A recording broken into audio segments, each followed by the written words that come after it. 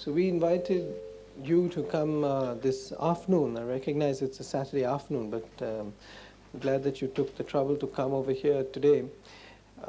As Sri Mataji Nirmala Devi is here in Bombay, and we thought it would be a good idea if there was an interaction with the press. All of us here who have been followers of Sri Mataji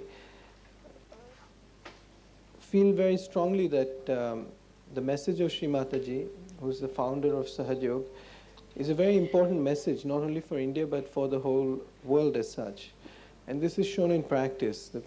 The persons you see over here, they are scientists, medical doctors, psychiatric doctors, businessmen, lawyers, diplomats, and who have achieved very considerably in their own lives. Now, the message of Sahajayoga has been going very far and deep in their own country. We have guests over here from the Soviet Union.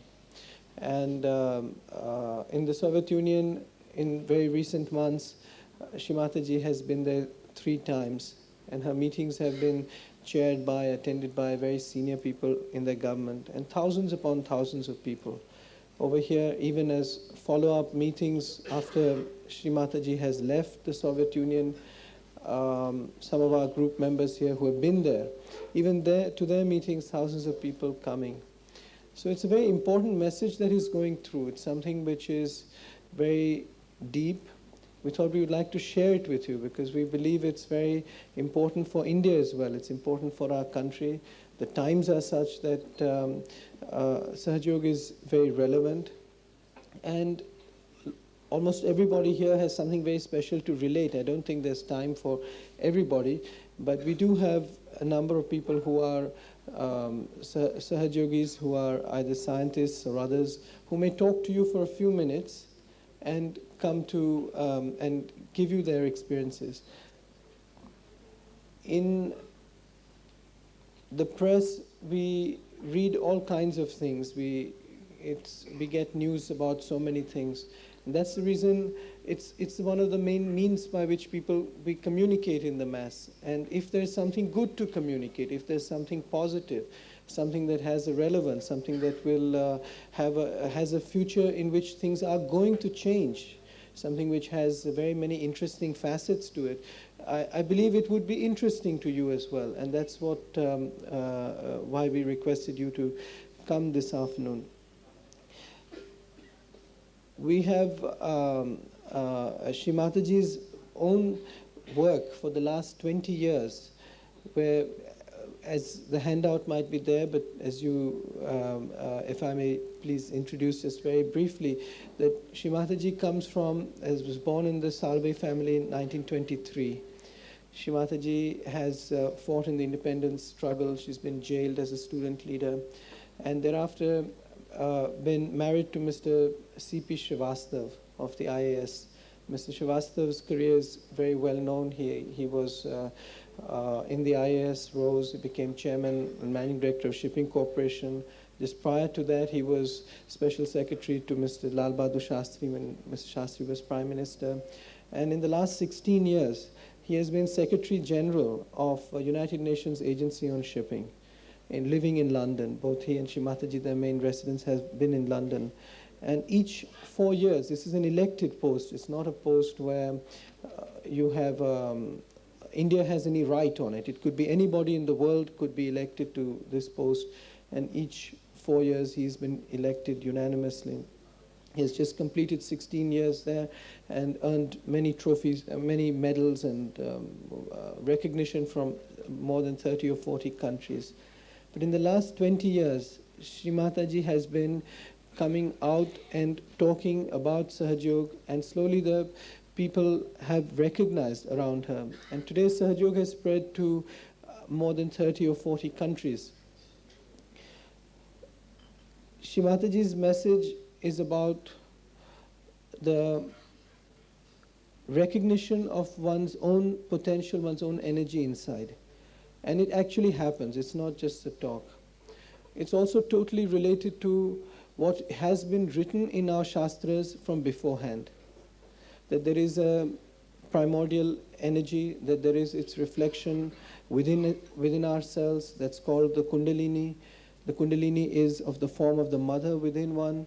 And in the presence of Sri Mataji or her photograph, the Kundalini rises and you have the actual experience yourself. You feel silence within one. It's a complete sort of happiness, total awareness. You feel a cool breeze in your hands, a cool breeze on your heads. Now, this is an actual experience of thousands and tens of thousands of people, not only in India, but all over. It's possible today, if you like, and if we request Shri Mataji, maybe you could also have it. But perhaps it might be a good idea to invite some of our friends here to give a talk for a few minutes, if Shri Mataji, if you permit. Now, I think I will ask Dr. Rai, because he actually was very successful in a neurologist meeting there in Russia. Not only that, but I mean, he was amazed the way the neurologist saw the point and understood the working of the parasympathetic and all that. So I would like him to say a few words first of all. Now, yeah, he was head of the physiology department, Delhi University. Ladies and gentlemen, you see, first I would like to introduce myself. I have been a professor and head of the Department of Physiology at Maulana Azad Medical College. Then I was the chief of the Physiology Department at Jipmer, Pondicherry. And recently I was the chief of the Department of Physiology and also medical superintendent of the Lady Harding Medical College and the Suchita Kripalani Hospital. Now, first I would like to tell you that how I came into Sahajayoga. Now, I listened to the talk of Sri Mataji in 1984, and as Mr. Rajesh Shah has told you, that in the presence of mother, the Kundalini of a person awakens and he gets the experience of a cool breeze. Now, all the persons present in the hall got the experience of the cool breeze, but unfortunately, I had a little doubt in my mind, as many persons initially have. So I very humbly requested Sri Mataji that, Mother, I would like to do some research work because I would like to find out whether actually one gets a feeling of the cool breeze, or it is simply a subjective feeling, or he told me earlier also, it might be due to hypnosis or other thing. So I took the permission of Sri Mataji into my university faculty meeting, and I told them that I want to work on Sahajayoga and to establish whether one gets a cool breeze or not. There was a little opposition in the faculty meeting because they wanted to work more on fundamental aspects, but ultimately seeing that yoga is very important and one must know what happens, you see, when a yoga is done in the body, the university agreed on it and got it recognized as a subject for research. Now, two of my students, you see, I took one student who did a doctorate on Sahajayoga philosophy, and he tried to find out that what are the physiological effects of the Kundalini awakening by Sahajayoga. That was the first thesis done. It was presented, scrutinized by the examiners, foreign as well as outsiders, and Dr. Sethi, who was my student, got the degree of doctorate in physiology, in medicine, on this subject. Another student, Dr. Chug, is here. He was my student, postgraduate student, and he has also been given the degree of Doctor of Medicine on Sahajayoga. His work was on the role of Sahajayoga in the treatment of psychosomatic diseases. So these were the two theses, and they were very highly credited by the examiners. And in Lady Harding Medical College, we also started giving Sahajayoga to the patients, you see, for the treatment of psychosomatic diseases. Because of the first discovery, you see, of the physiological effects, we found that one is doing a Sahajayoga, you see, there are the changes, profound changes in the body which occur and which are very important, you see, for their utility for the human beings. Because in modern age, you see, we find what happens is that we are going into stress and strain of life. If you read, you see, the medical literature, you find people say that it is the psychological stress which is responsible for increasing incidence of hypertension in most of the Western countries, developing countries, as well as the developed countries. And we found by our first thesis, you see, which work was done, that this could be a very important, if a person practices Sahaja Yoga, the stress factor can be managed very nicely. Because all the parameters you see for testing whether a person is in a state of stress, tension or anxiety, or he is in a relaxed state were done, and we found that a person who did Sahaja Yoga only for 20 minutes a day, you see, in about 3 to 4 months' time, there were changes in the blood, there were changes in the heart, there were changes in the electroencephalograph, there were changes in the muscle activity, and the changes in the neurotransmitter. One of the very important neurotransmitter, adrenaline, you see, which is produced by the stimulation of the sympathetic nervous system. When you are anxious, you see, you are in tension, what happens is there is greater pouring of adrenaline in your body, and as a result of which your heartbeat increases, you see, and you find there is a muscle, you see, blood lactic acid increases, and persons, if they are having accumulated stress for years together, you develop various types of cardiovascular disorders, like essential hypertension is one, ischemic heart disease is another, and even arrhythmias. So we try to find out that how we try to do it on the patients. And that is how the work of Dr. Chu started, you see. And we did the work on patients, and we took two groups, you see. We took the patients with the hypertension as well as bronchial asthma. Bronchial asthma also has got a psychological factor in it, a stress factor. We took these two groups, and to our surprise, we found it gave a dramatic effect. 98%, if I am correct, you see the patients of hypertension improved, and then they were without drugs on follow-up, and they had no way. The other group, which was simply on drugs, was not cured, you see, and they were getting, you see, their blood pressure was very high. And so we concluded that if a person is doing Sahaja Yoga regularly, then you find the essential hypertension can be treated, and the persons who are prone to essential hypertension, you see, that can be prevented. And similarly in bronchial asthma, you see, we found that was very, very helpful. Now after this, you see, we recently went to Russia, you see, and in Russia, you see, I attended a conference in Yalta, and the conference was very good because the role was there, it was on the yoga and self-regulation. And this was organized by the people of non-traditional medicine. In Russia also people want that they are fed up with the drugs, and they want that there should be a system of medicine, you see, which may be non-traditional, and they found that yoga is very good. So many types of yogic were there, you see TM people were there, Rajnishites were there, you see the Brahma Kumaris were there, magnetotherapy were there, so many there. But in the end of the conference, you see, they were convinced that Sahaja Yoga is one of the best, and it is the scientific work has been done, it has been proved statistically that, you see, the person who is doing Sahaja Yoga is able to regulate his brain activity. You see, as Mother has told, you see, when one is doing Sahaja Yoga, you are in balance.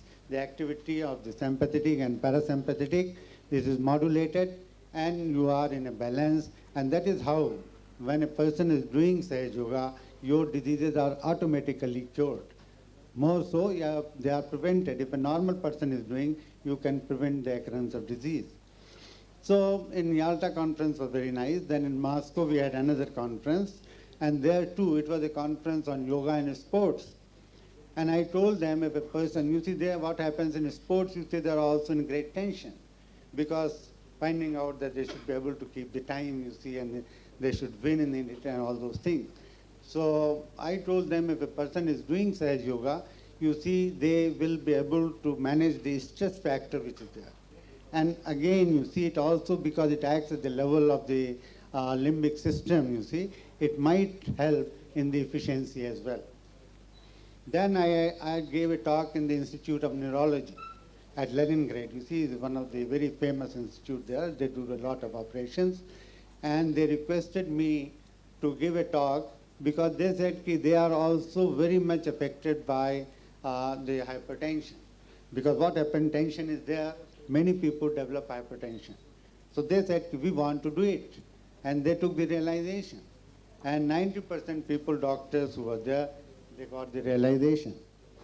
Now, another thing which we are doing in Delhi nowadays is the effect of Sahajayoga on epilepsy. So they got very much interested to do work on epilepsy because the grand mal epilepsy has no treatment. And the drugs which are given, they are to be given for the whole life. So they said it would be a very good idea if Dr. Rai, you could get this thing done here. And we are thinking they have signed rather a project also where we will go and give them the initiation, Sahajayoga, their patients, and they will try also to find out that what is the result. In Delhi, we are doing it in collaboration with the Defense Institute of Physiology and Allied Sciences. The results are very good. We are finding that the attacks, you see, of epilepsy are decreasing when a person is doing Sahajayoga. So, and then you see, we had also did some public lectures. And as Rajesh Shah told you just now, you see about 1,500 to 2,000 people were attending the lectures, and there were requests from many places that many centers may be opened. We have already got a center at Leningrad, Moscow, Kiev, and Sochi.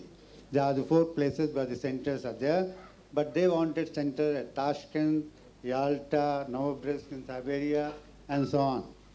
So there was a very good response, and the people think there that this could be one of the non-traditional system of medicine in Russia. They are very much. You see, the Ministry of Education, we had a meeting with them, and there I think the Deputy Minister was very much interested, and he said, Dr. Rai, can it help it in the development of the children? Can it help at the rehabilitation centers? I said, certainly. Because you see, as a physiologist, I know that if the actualization of the Kundalini takes place at the level of the limbic system, which affects the behavior of a person, naturally it is going to be very successful. Because the behavior of the children, you see, in the orphanages, you see, is a little different. So if they do it and practice, it comes down to a normal level. So they are thinking of doing a research on this as well. Similarly, in other schools also they want it, because it can also increase the creativity in children because of the connections of the limbic system with the frontal lobe. You find the children who are doing Sahajayoga, they excel in their performance. This is our own experience, Mother. At Delhi, we have seen some of the children who are very poor and who are coming to the centers and doing this. They stood first in their classes. Now, remarkable. This is all because of the creative power, you see. When the children are doing it, you see, their Kundalini gets awakened. You see, your frontal lobe is also stimulated, which is the seat for the higher intellectual activity. So we find that this is Sahajayoga. You see, Mother has discovered it. She is the founder of the science of Sahajayoga. And I think it is a unique yoga and the best yoga which the human mankind can have today. The drug problem, you see, which is there, can also be solved by this. You see, the people are taking drug. Why they take drug? It is because of the tension, because of certain problems, emotional problems, other problems are there. So if one starts doing it, all these things will improve. I know persons, you see, by my experience, you see, that they have left smoking, they have left alcohol. Persons who have been taking alcohol all their life. Now they don't touch it. They say, if I can't touch it, even if you offer them. So if such things can happen, I think it is a wonderful thing and best for the mankind.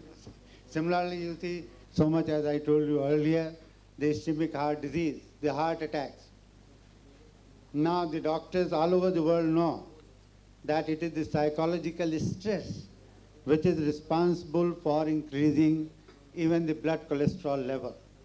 Recently, you see, in the last 2 years, people have found it out, and that is the cause of the atherosclerosis.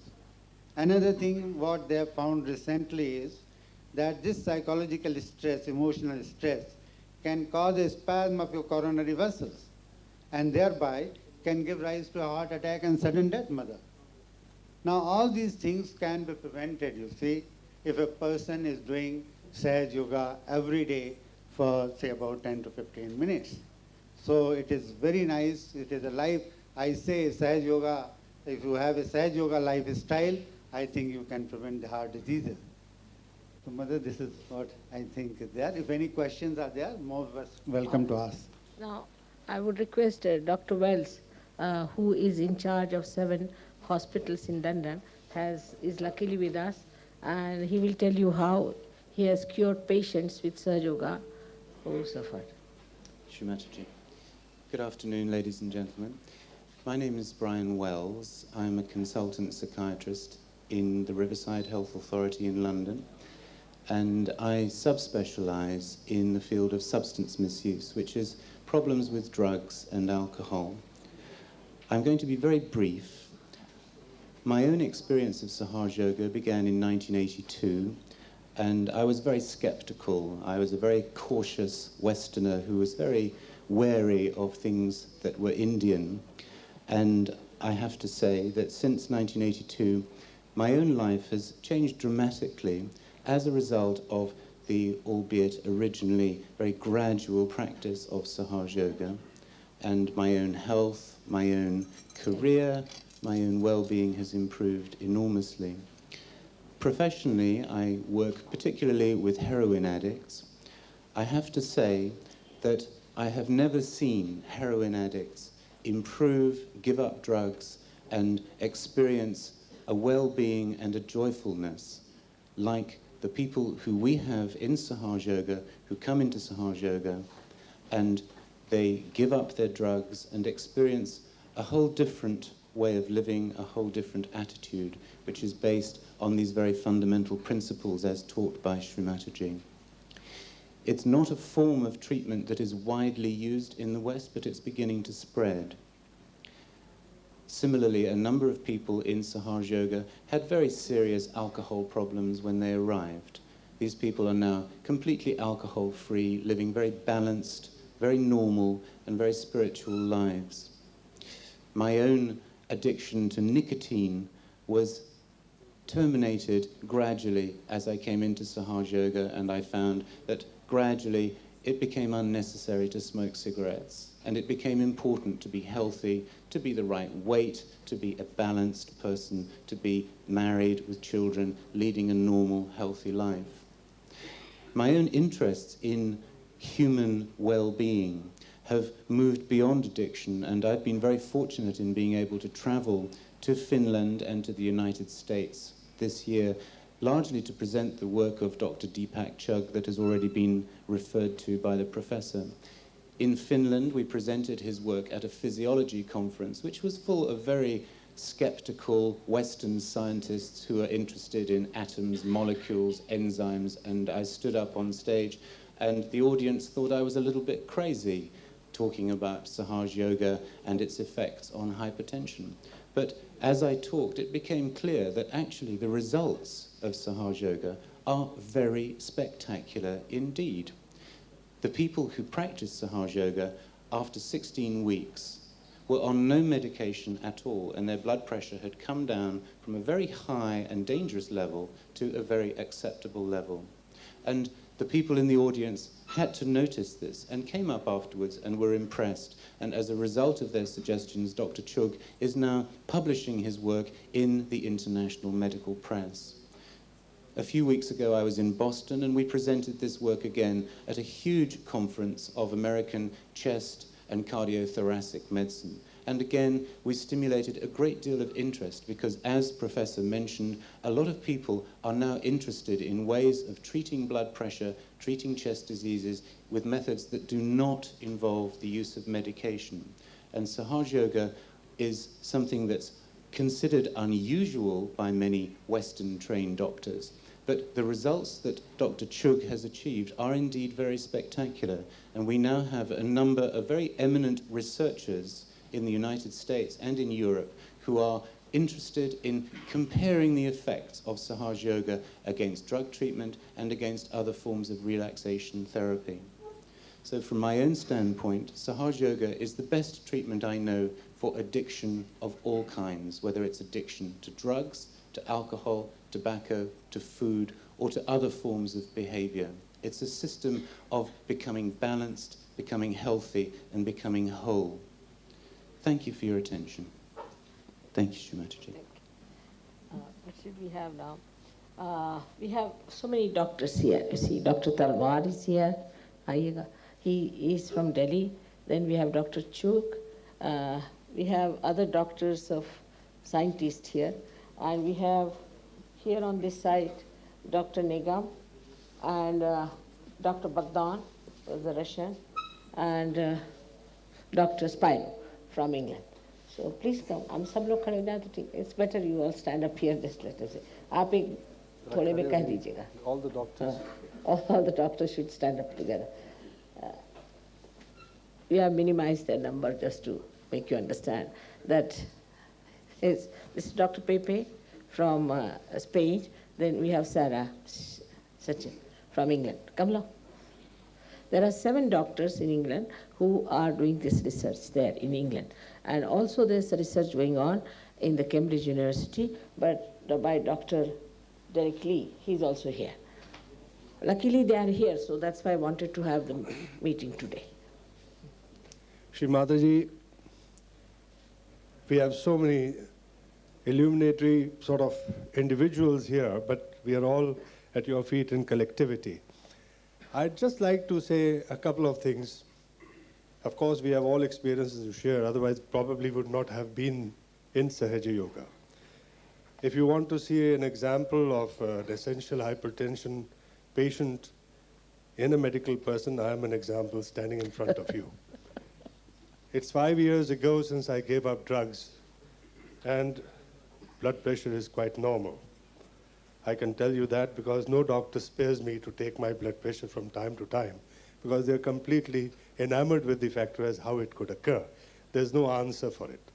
Sometimes, Sri Mataji, when we hear people talking about blind faith, I wonder how people can talk about blind faith when they're blind themselves. To be able to understand subtlety of life, one has to have the actual experience. Unless we get the actual experience of self-realization on our own central nervous system, I don't think anybody has a right to ask for any proofs, because no proof can be given on equipments which are not properly functioning. Now, for that purpose, with due apology, Shri Mataji, I would like to point out, because it seems to be sensationalization when individuals want individual proofs from people who have gone through the experience. I'd like them to come forth and take the experience of self-realization, feel the whole process on their own central nervous system, and then I think they would have a right to ask for proofs, if any is required by them. My whole family, I may tell you, we were, shall we say, a zoo of some sort of problems. My wife was with crippling arthritis, and my son suffered from severe migraine. My daughter-in-law had problems with bronchial asthma. And by the grace of Sri Mataji, by the introduction of these Sahaj techniques, practices in our daily life, we have all got rid of our problems. As a clinical practitioner in medicine, as a medical specialist, I can say one thing. There are lots of things which cannot be proved in a laboratory, but which is the better proof? The person whose ailment disappears, or the records of a laboratory. I leave it up to you, gentlemen. There are so many doctors to follow. I wouldn't like to say anything more, but this is just to let you have a feel that there's much more to life than what is visible in the 3 dimensions that we are aware of. Thank you. Thank you, Shrimati. You could say about the parasympathetic nervous system a little bit. Want to say that, or what you saw, because you see, it's sounding like magic to them. Better to tell them what works it out, isn't it? Just to tell them. About the parasympathetic and Yes, I will chakras. see how the Kundalini works and how it supplies this thing. Of course, you'll get the little paper to see what is actually, how it works out. You see, also you should know, because it may sound like a magic to you. It's not magic. It's no magic at all. This power is within us, which rises, actually rises. In some people, you can even see the pulsation of the triangular bone. And you actually see it, rising it. In some people, not all of us. Some people. Where there's obstruction, you can see it clearly. But some people just, it shoots off. And then you can yourself feel the cool breeze on your head, you can feel the cool breeze on your hands. But everybody doesn't get it. There could be some people who don't get it. There are some people who didn't get it for about, I think, say for 2 months, 3 months, but they got it ultimately. But you have to keep your mind open, as any scientist has to. Just to deny something, to say there is no God, is unscientific. You have not found it out whether there is God or not. So keep it as a hypothesis and see for yourself. If it is not there, if you have found out it is not there, it's all right. But you have not yet found out. So just to deny something is not scientific at all. So these are all scientists we have here. Dr. Nigam is here. All of them are here.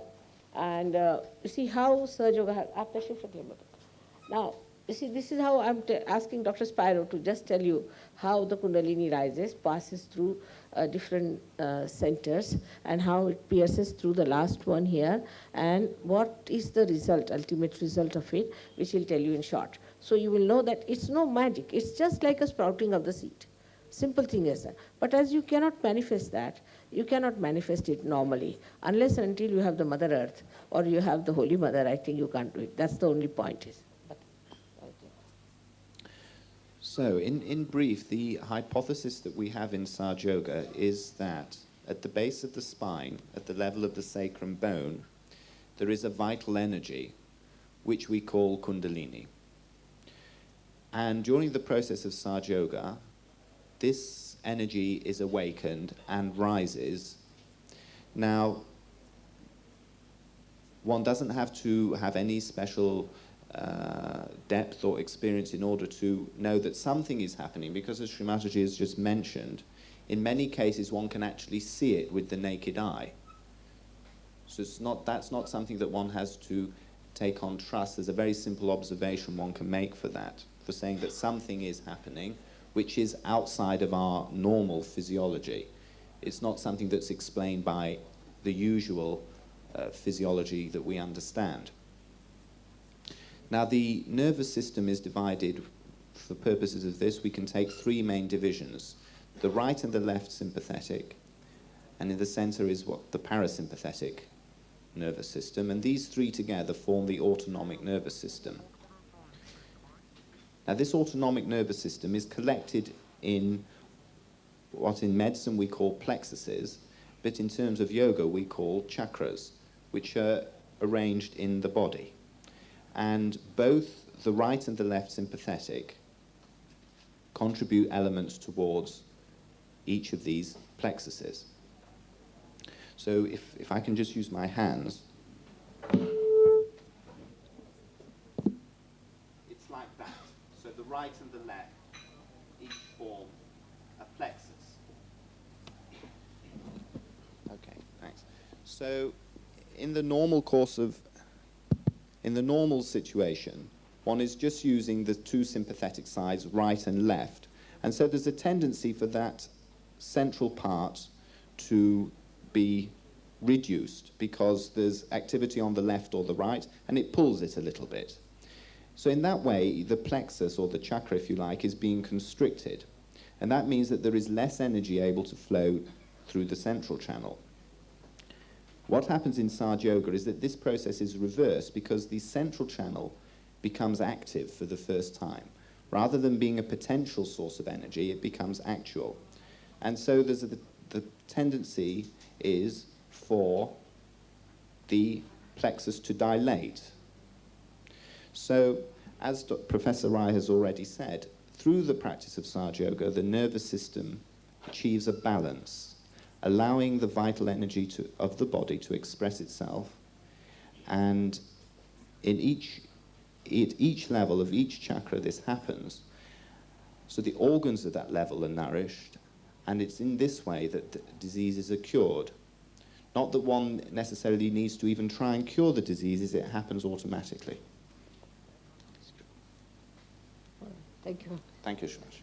We have so many doctors here, and now I would say that, you see, this, I also had to study medicine to talk to them, and I also read a little bit of psychology, because to talk to them I must use their terminology. But all this knowledge is within yourself. We know very little about it. because a very little part, a wee part of our brain is really manifesting in a human awareness. You see. When the Kundalini rises, actually we have two lobes. We don't have one lobe. So there are two sides to our personality. When the Kundalini rises, she enlightens the brain. And then you start knowing many more things which I have never known. For example, I'll ask Karan Khurana to come. He was a very ordinary student here who went down to America. And one day he just asked me a question on genetics. So genetics is a very modern science. But he was amazed and just, bata do.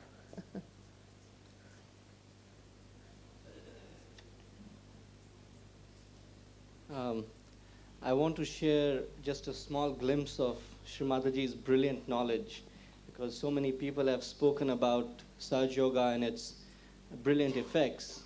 And during the past 7 years, I've been a student at the University of California in San Diego. And I've had a chance to attend many lectures in biochemistry and genetics and immunology.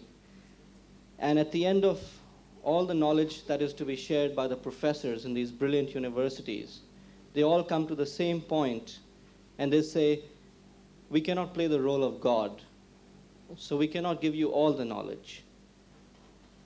About 1 year ago, I was with Sri Mataji at her home, and during that time, she was explaining about how how the knowledge is revealed. And I asked her about a question on the genetic effects and how AIDS comes about, and how on the genetic level we can go about researching on AIDS. She spoke about how copper has an effect on AIDS, and how in the body, due to accumulation of copper, there is a mutagenic effect, especially when it accumulates in certain specific parts of the body like liver. And how if that replacement of copper takes place with a higher element like zinc, with platinum, and with gold, then that mutagenic effect will not take place.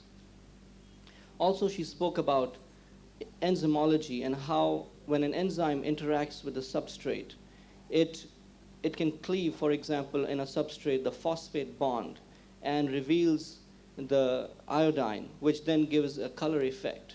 And this is a tool that is used worldwide in diagnostic assays and diagnostic tests as a clinical tool.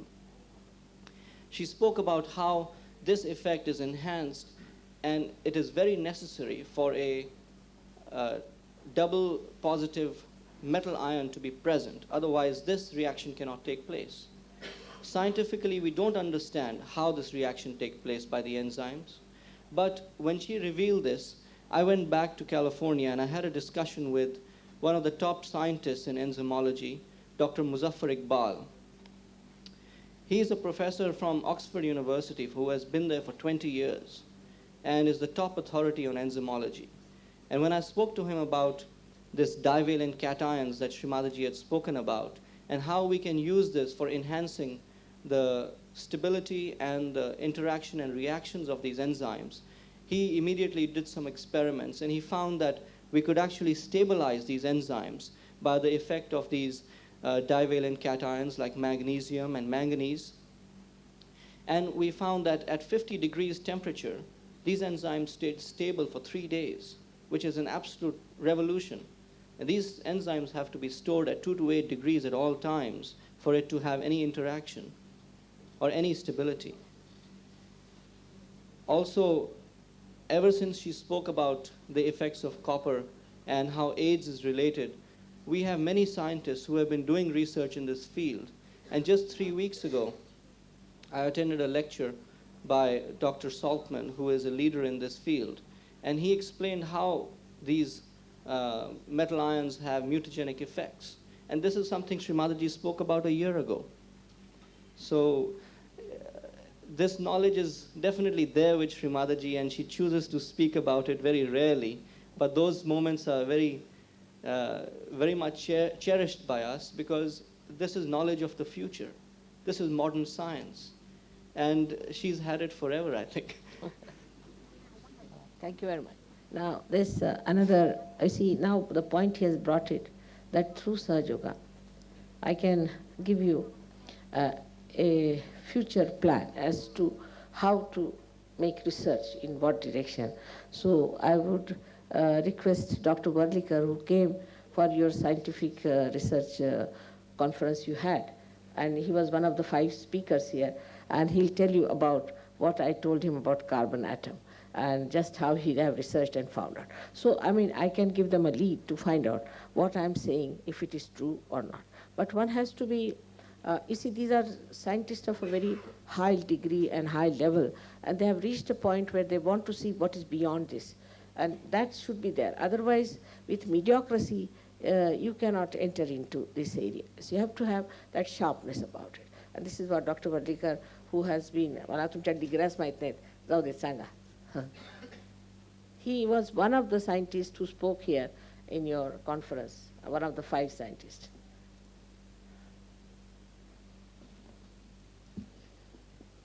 Shri Mataji, ladies and gentlemen, she has introduced me that I have been in United States for last 18 years.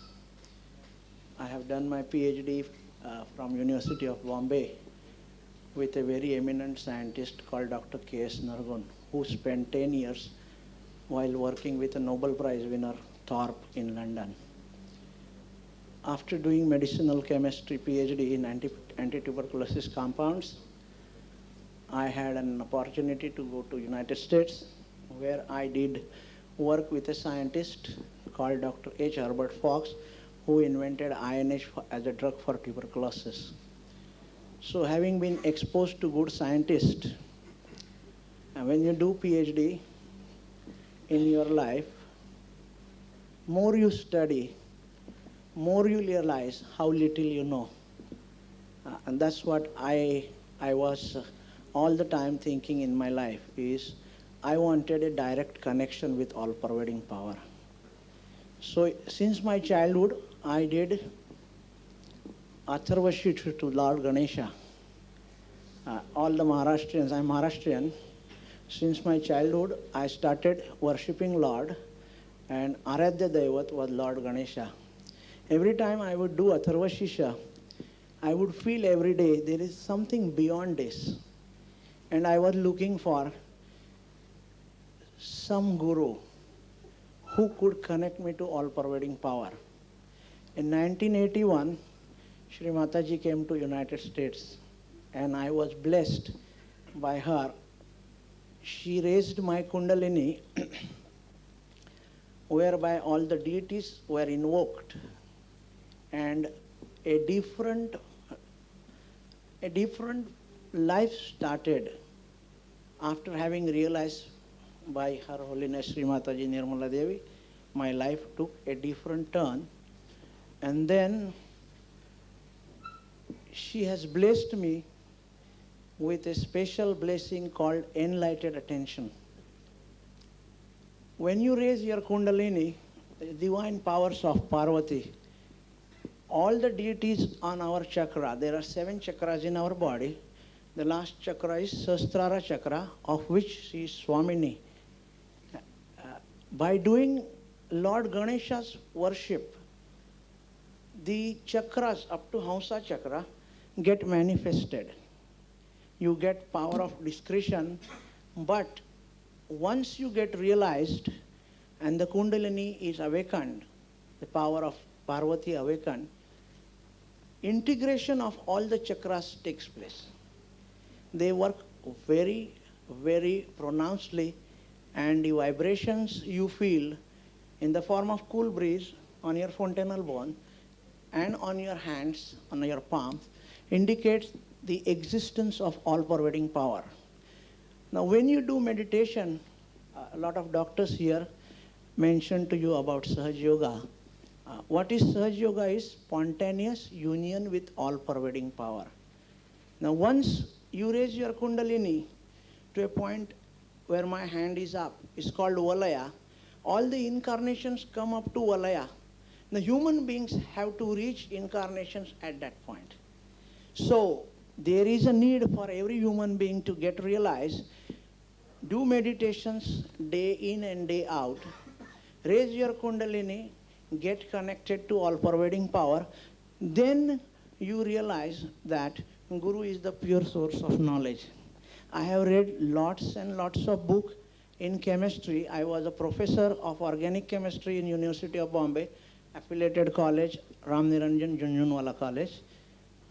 I was teaching in Adarsh Science Institute, where I taught students who have failed at interscience in those days, and my students could become doctors and engineers after attending a one-year course which we are teaching in a private institution.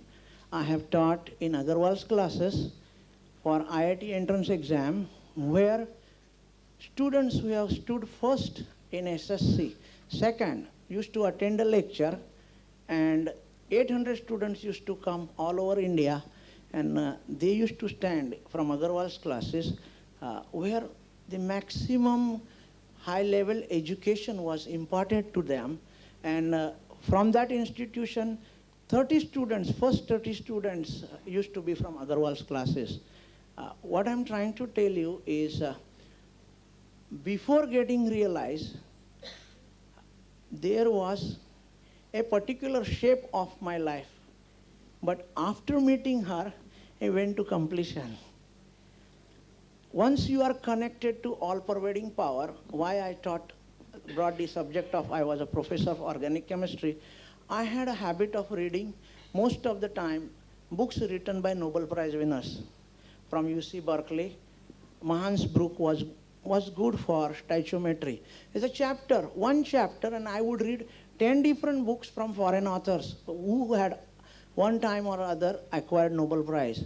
I used to get thrilled, and I used to, as a magnanimity of scholarship, share everything with my students. And with high-level students, my level used to go high. And I studied at a very high level electronic theory of valency, which after getting realized from mother, I found a different dimension, that you are given things if you are having enlightened attention. What I thought, I don't know, I don't see a picture which we call Virata, where all the 7 chakras are presented to the audience, where you can clearly visualize the 7 chakras in every human body, starting with Muladhara chakra. Now, yes, that's correct.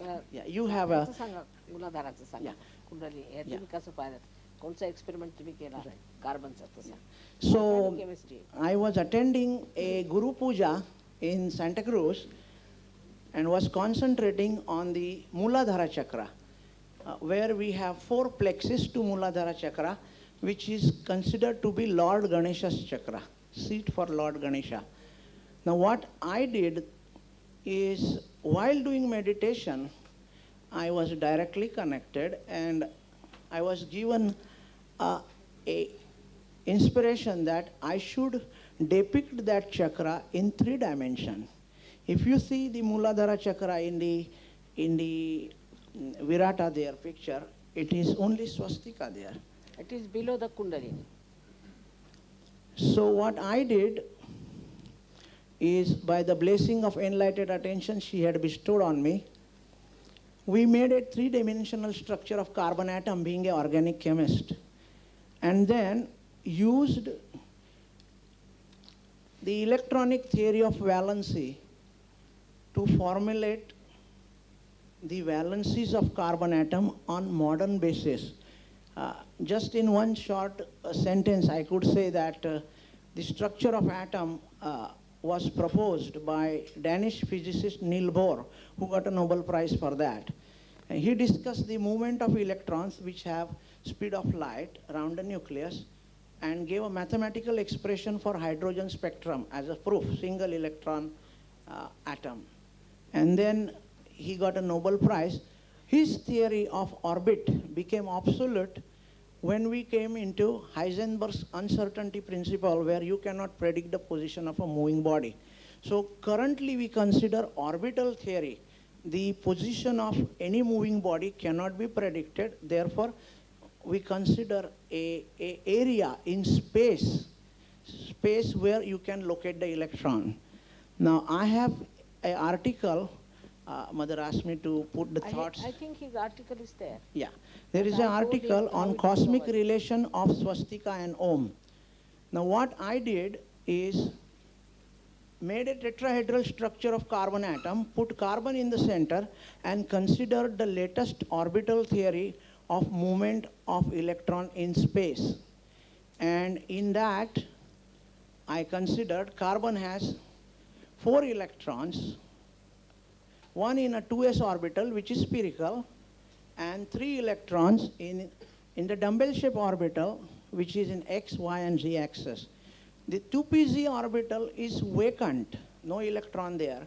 But in the excited state, 1 electron from 2s goes to 2pz, and then to an ordinary person, when you think ordinarily, you will find 3 energy levels of those 3 electrons should be same, and 1 in 2s in a lower energy is different. So it bothered me as a student of organic chemistry that carbon should have 3 equal valencies and 1 weak valency. And that's something we could discuss somewhere else. Let me just concentrate on what I did. So we made an actual tetrahedral structure and took the advantage of modern theory of electron valency and considered orbital theory. What I found when I was putting my enlightened attention, let me tell you the significance of enlightened attention. When you raise your kundalini and put your attention on the kundalini, your attention gets enlightened. If you put it on any unknown thing, that thing reveals its true nature. So you're given things when you are connected to all-pervading power. So I was putting my enlightened attention to this tetrahedral model of carbon atom, just trying to see the 4 valencies of carbon in space, considering the orbital theory. I had a computer scientist help me from Belgium, Johan, and another Sahajayogi from Chicago, Boston. And he made the tetrahedral structure, and me and Johan used to sit at my house in Los Angeles and put our attention on that model, trying to see Om. I would see 3, but I wouldn't see the upper residual valency. And we used to put a lot of enlightened attention, meditation. Sahajayoga practices is nothing else but every day you do meditation. Now what we found with the enlightened attention, what I found, that one of the valency was not properly done by J, because he just made all 4 dumbbell-shaped orbitals. He forgot to do sp3 hybridization, where all the 4 spheres, orbitals, rearrange themselves. It's called sp3 hybridization, where we call 1 electron in s orbit and 3 in p orbital. After I did that sp3 hybridization, I could clearly see the residual valency of the Om. From the end view, see, I was a student of technical school, Robert Money Technical School, so I said, let me take a look at this model from the left. From the left. If you see from the left, the right, I told them we'll see Om, and they saw it. Yeah. So from the left, I saw Om. Now I said, let me see from the right, what do I see? And I saw swastika. Same 3-dimensional figure. You can see Om from one side and swastika from other side. And I was amazed to see that the correlation, I call it cosmic correlation between Om and swastika. And then I met Sri Mataji in Houston. She was visiting USA.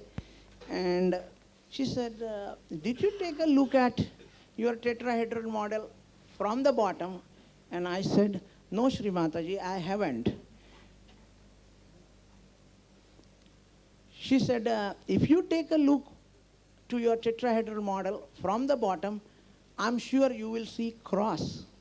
So I returned from Texas to my house in Los Angeles, and to my surprise, when I took a look at the tetrahedral model I had made from the bottom, it it gave cross sign. It depicted cross. So you see how they are coordinated with each other. This was possible because of uh, enlightened attention that was bestowed on me by Sri Mataji.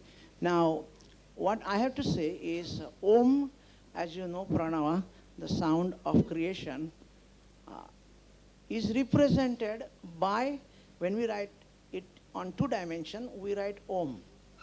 Actually, Om is a dimensional depiction of the sound of creation.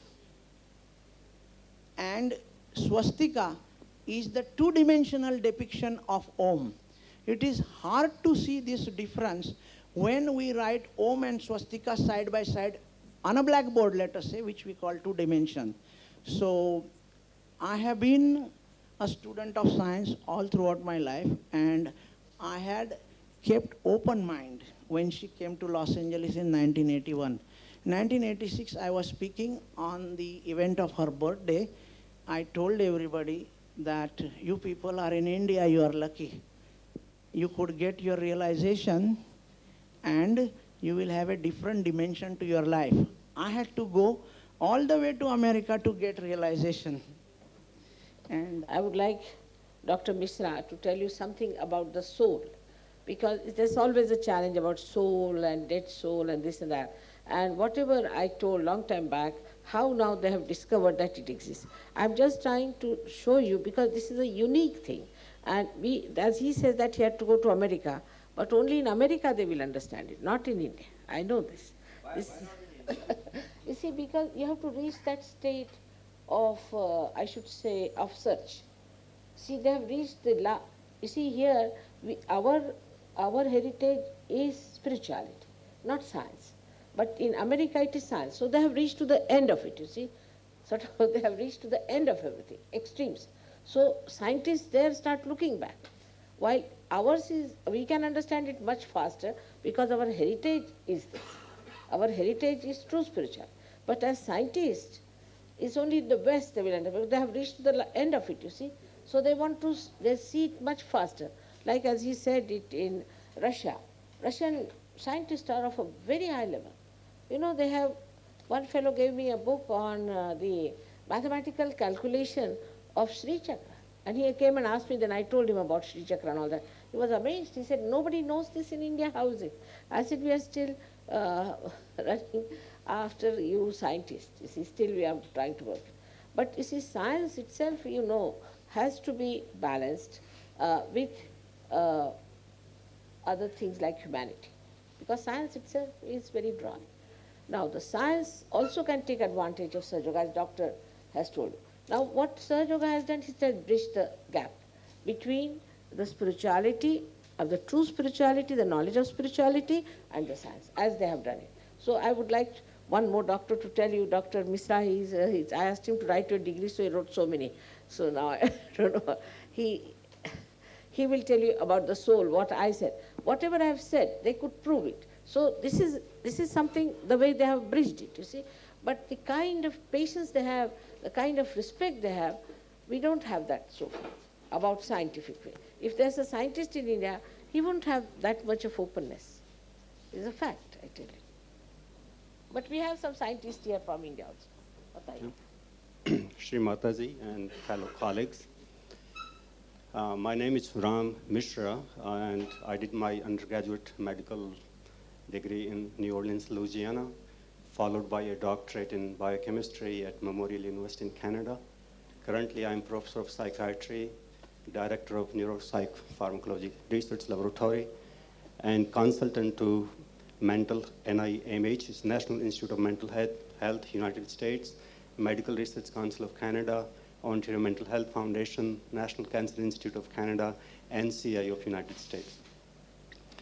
Now, I have been heavily engaged in research activities relating to cell membranes and the different types of the receptors. And in the last 4 or 5 years, it became very clear that the variety of drugs, variety of medicines, the drugs, the bad name sometimes, interact with the specific types of the receptors on the cells. For example, the antihypertensive drugs interact with the beta receptors, alpha receptors in the heart cells. Asthmatic drugs interact with the beta receptors in the lungs. The antipsychotic drugs, anti-schizophrenic drugs, anti-Parkinsonian drugs, anti-anxiety drugs, anti-Huntington's chorea drugs, they all interact with the set of the receptor. And when we looked at the structure of the receptors, now other scientists who already got the Nobel Prize discovered the beta receptors structure, and I was working on the dopamine receptor, which interacts with the neurotransmitters and the antipsychotic drugs. Now, what is common in all these receptors is that they always make a summon membrane loop. In other words, in the membranes, they're organized in such a way so you always have summon loops. Not 8, not 9, not 6, not 12. Always have summon. And when I was lecturing in the class, that these receptors make summon loops. They organize 7 loops in such a fashion that they always make summon loops. Now, there are different kinds. There are 1,000 different kinds of receptors, but each one make a summon loop. And obviously, the MBBS student asked me the question, why there is summon loops? Why not 9? Why not 8? And I said that I kept quiet actually, and then there was another student who said it has something to do with the God. So that was the actual answer. And fortunately, I met Sri Mataji in London one time and had a chance to show the diagrams and the pictures of the different types of the receptors. And you can also see yourself, there are several types of the receptors on the sheet, from human, from bovine, from rat. And if you look very carefully, they always make the summon loops. If you look at the three-dimensional structures or the models, you can also see the summon rings in these receptors. Now, what is the significance of these summon rings? I think, to me, they look like they represent the mini chakras in each cell, and especially in the heart cells, they represent the soul. So after a person passes away or dies or whatever happens, these souls who represents in summon rings are released in the atmosphere. And it is possible for the Sahajayogis who practice Sahajayoga to see the unsatisfied cells in the sky. And in fact, when we were having a meeting in New York in July, Sri Mataji said that, look, those unsatisfied cells in New York City are wandering around in the sky. And in fact, we were able to see those black loops there. By the same token, you can also see the Chaitanya, the satisfied cells, like souls, you see in the form of the Chaitanya. like you see them like commas, shining commas. Shining Chaitanya. commas. So that's the scientific proof. The other thing I want to share with you is a follow-up experiment. Actually, we did blindly. I didn't know Dr. Chuk before I came here, and he described his MD thesis while I met Sri Mataji in Guru Puja in Italy, and I took her permission to do a couple of experiments of my own in my own lab. And we didn't publish this study because it is still in the very preliminary state, but I can assure you that it will be published by blessings of Sri Mataji in the first-rate scientific journal in the United States. And the story is that we looked at the levels of the relaxing proteins called beta endorphins and enkephalins. Now, these are the proteins which try to take your pain away, try to make you relax, do a lot of other things in the human system. And when the levels of these protein goes down, you suffer from many, many things. Your blood pressure, your pain levels, your arthritis, and so on and so forth. Now, if you practice Sahajayogas, the levels of these beta endorphins and enkephalins actually goes up. They go up significantly compared to the other types of meditations like TM or Hatha Yoga or whatever. Now, the same question was asked to Dr. Chuk in his PhD thesis by the examiners, that have you looked at the levels of the beta endorphins?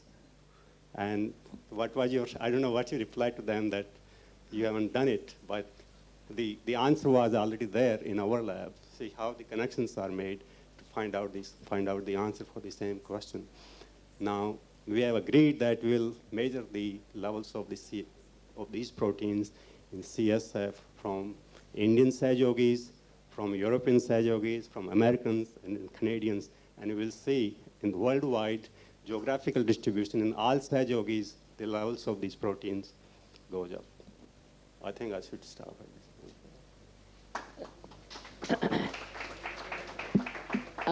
I would also request a diplomat from UN to talk what UN has to say about it, because it's important. We in our country do not know what we have, but the UN system itself has now accepted that spirituality is a part and parcel of a human being, and it must be looked after. And he will now tell you. This is Mr. Gregor de Calvert-Maten he is a Swiss diplomat. We have another Swiss diplomat here. Where is she, Ruth? She's there sitting. Thank you very much, Mataji. After all the previous speakers, I hesitate a little bit. I hesitate to talk because I have no expertise, neither scientific nor, as a matter of fact, in Sahajayoga, but I have been fortunate to practice Sahajayoga for about 15 years now. And what Sri Mataji just mentioned is that indeed Sahajayoga has been recognized by the Staff Recreational Council of the United Nations as a comprehensive meditation system which brings physical, emotional, mental benefits to staff members, and as such, this society is encouraging staff members to meditate according to Sahajayoga's technique.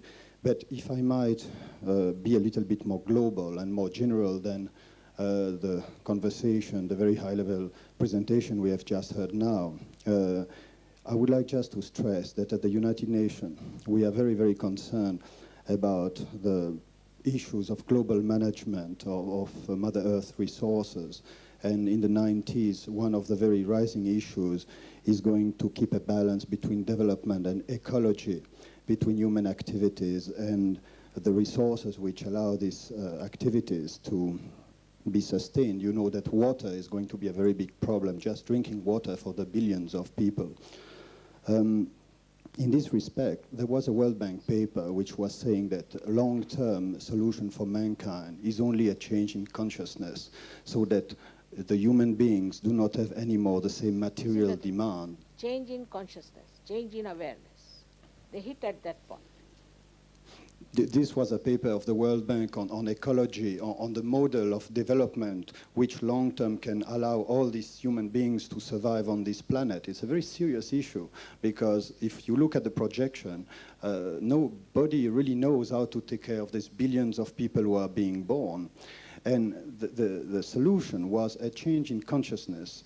If people can be in a state of peace, can be in a state of satisfaction, their demand on the material environment automatically is going to drop, because a lot of what we produce is to meet artificial need, culturally created artificial needs. And the only solution to get into this condition of contented peace can be brought by an inner transformation. Now, the World Bank doesn't know about Sahajayoga yet, and that's why they said this is the only way to get out, but we don't know how to bring about this transformation. So as a staff member of the United Nations, I can see a very direct relevance of Sahajayoga to help us changing our attitudes if we are to leave our children and grandchildren a place we can live in. You have also got meditation center for Sahajayoga in the UN now? We have this society which has been created as of January 1990, and we hope that we start by, before we talk about world peace, we hope that, in good logic, we start becoming peaceful beings ourselves, and then there'll be less fight in one floor of the United Nations, and the work will be more carried more effectively. I forgot to present myself. My name is Grégoire de Calbert-Maten, and I am Chief of Policy Planning and Evaluation in United Nations Capital Development Fund, which invests projects in the least developed countries of the world. By the grace of Sri Mataji, I can say from my personal experience that the practice of Sahajayoga does introduce us in a state of consciousness which correspond to the definition of the state that collectively mankind should reach in order to develop a different type of society. This is a very general remark, but I suppose that it needed to be made because the managers of society today cannot address anymore the complexities of the challenge that are before us. And we need this higher level of guidance from inside that meditation gives us. And as Dr. Warlika said it before me, it is all a matter of enlightened attention, because then the solution just present themselves before us. And no amount of efficiency would allow us to get there where the vibrations of Sahajayoga lead us to the right solution, spontaneously. Srimataji, I think that's all. Thank you. Thank you. There's another facet which one could see it works in Sahajayoga, is the agriculture. We haven't got Dr. Hamid just now here, he's gone away. I wish he was here because he has experimented with vibrated water. I have also shown the experiments in Pune that I sowed about 60 kilos of rice in 1 acre of area, and we got about 1,400 kilos of such beautiful rice that I sent it to the university at Pune University in Rahuri, and they said they have never seen such rice. Then they came all the way to see what I was experimenting with. And also the sunflower we got was about, say, 2 feet at least minimum, and so full of big seeds. I mean, they never looked like the seed of the sunflower, and you had to, at least 2 persons had to lift it. It was so heavy. Now the main thing is we have not used hybrid seeds, because if you use hybrid seeds, you get you have to take them from some organization and sort of can be an enslavement. But this is non-hybrid seed, ordinary seeds.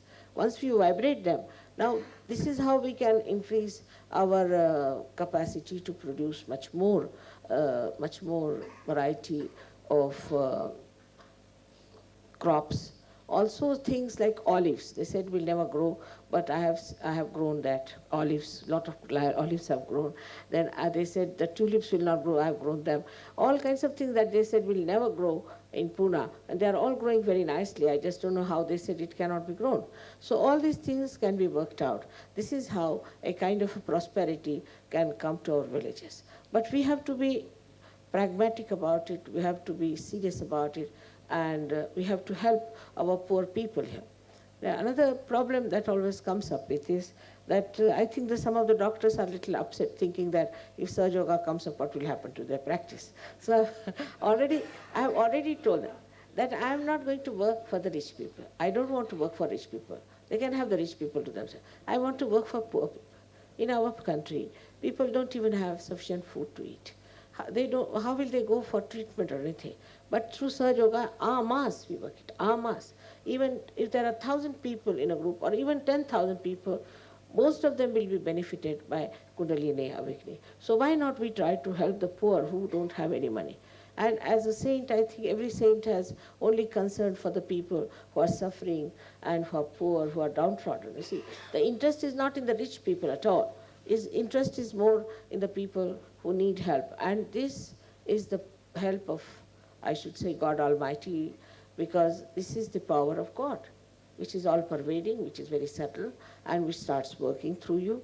Once you are connected, just like you are connected, this instrument is connected to the mains. This starts working in the same way you start working. And I would say that the doctors here should also, as other doctors have done it, should come round and see for themselves. We have some, as I told you, some Indian doctors working it out in Delhi. Also, we can do it in Bombay. We can help the poor people. And it will be such a great punya for us to help them. Because this country, you see, I mean, I don't know, I'm a bit too sensitive. I see this poverty. I just can't even enjoy my Sahajayoga because I feel when will they get all these things? They have to have it. And if we are concerned about these things, we don't run after superficial things. Of course, I agree that there have been false gurus. I agree that. And I would like one person to talk to you about TM, who was the head of the TM in Scotland and who was completely finished with it. So he is here. I have cured many people from TM, many people from TM. We have one person here from TM and also from Rajneesh. They'll tell you what harm they have done. It's better to see because there is falsehood. There is truth and there's falsehood. But truth can be understood very easily if you know what a saint should be.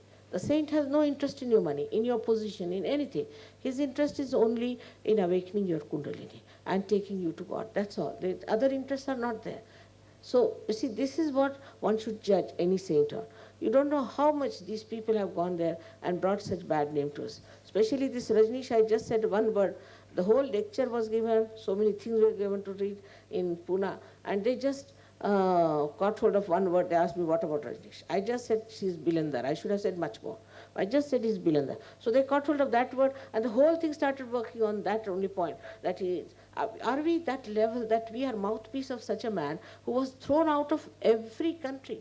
If you want to hear about him, I'll ask somebody to talk about him. Horrible. He was arrested, and people hate him. In Russia, they call him Rasputin. Such a man who is all the time changing himself. He thinks he's wise. I think he's the most dangerous man we could have. And now his ideas, he wants to insult Ganesha. Now I must tell you, without Ganpati we cannot cure many diseases because Ganesha is on the Muladhara. We cannot cure. There are all these doctors, they never knew Ganpati, they didn't know what was Ganpati's Ga was. But I told them, this is Ganpati, you have to worship if you want to cure. Even cancer cannot be cured unless we take the help of Ganpati. He's such a pure deity. But this gentleman started saying that Ganapati comes from the word Ganika. This is his own ideas. This is such a perverted brain. It comes from the word Gana. Gana means, in our medical terminology, we can say antibodies. They are antibodies. And this is called as smirks. Americans have started a thing called smirks. So these are the antibodies. And these Ganas are very important. Without the antibodies, we cannot fight any disease. Now, how to excite them? You have to take the name of the goddess for this. You see, all these things look so fantastic, but you see, you don't know our heritage is fantastic, tremendous. We have no idea as to what we are. And if somebody is trying to say something, these are all half-baked scientists, half-baked people who don't know much about it, just try to push you down. I mean, you must have heard they stoned us. 18 foreigners were hurt by that stoning. They just put us into such a trap and they tortured our lives. I mean, we are very peaceful people. We didn't do anything. We were about that time 1,200 people. There were only 12 people, these Nirmulan people. Anybody in that place would have really thrashed them. But I said, nothing doing, you sit down. And everybody got hurt. But 18 were very badly hurt, and some of them got fractures of the ribs even. But nobody stirred out, nobody said anything. And the newspapers, I'm surprised, gave absolutely the opposite.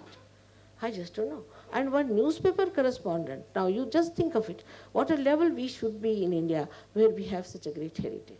He brought a paper from this Andhashraddha Nirmula. There are hardly 12 people, some students, something like that. He brought and gave it to me. I was surprised how could a newspaper man give me that.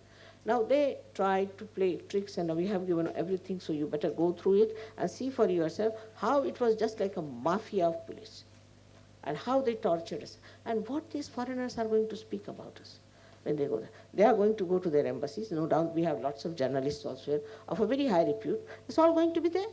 That there is a mafia going on in Maharashtra state is a fact. The way they manage the whole thing is so surprising. I cannot imagine. We have done no wrong to anyone. They have no right to disturb us. Not disturb, but to hate us like this for nothing at all. What wrong have we done?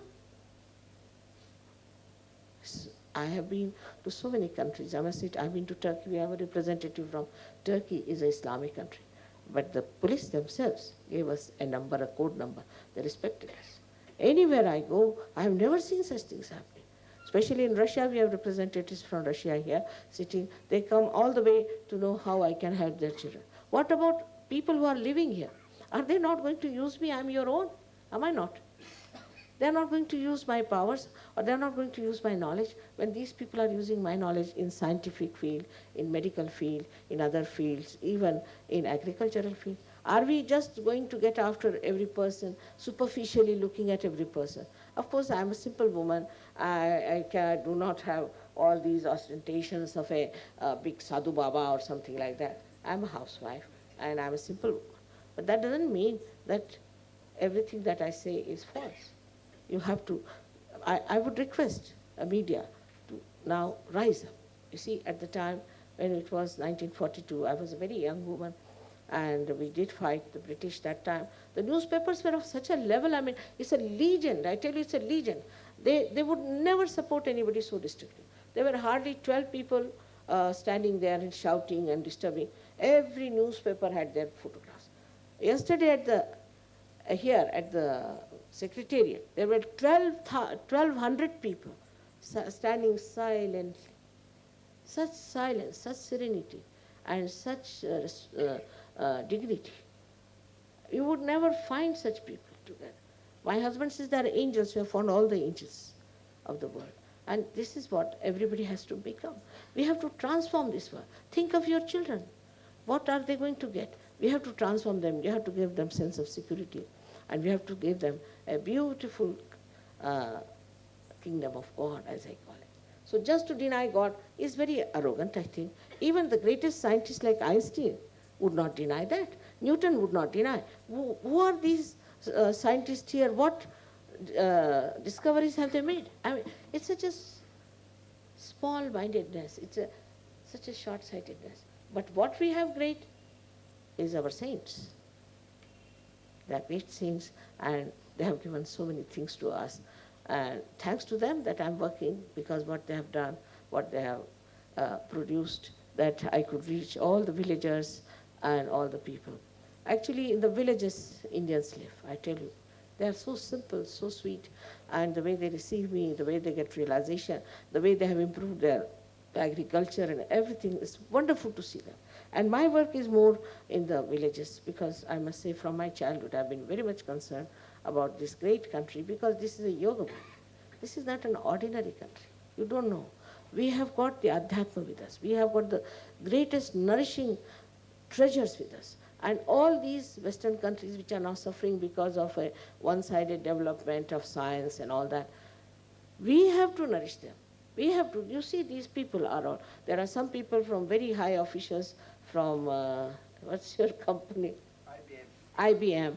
And we have people from other big companies here. There's another one from Olivetti. We have big people here. Then we have one, Dr. Khan, who is a very well-known scientist from Calcutta. And all these people are here. So many people are here whom we can point out. There are big business people here. All of them are here.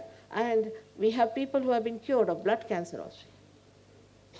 They were declared to be dead. In Pune, these people spoke, nobody bothered. What they were, this is an architect. We have 2 architects who were declared to be dead within 8 days. They were cured of Sahajayoga, they are here. See now.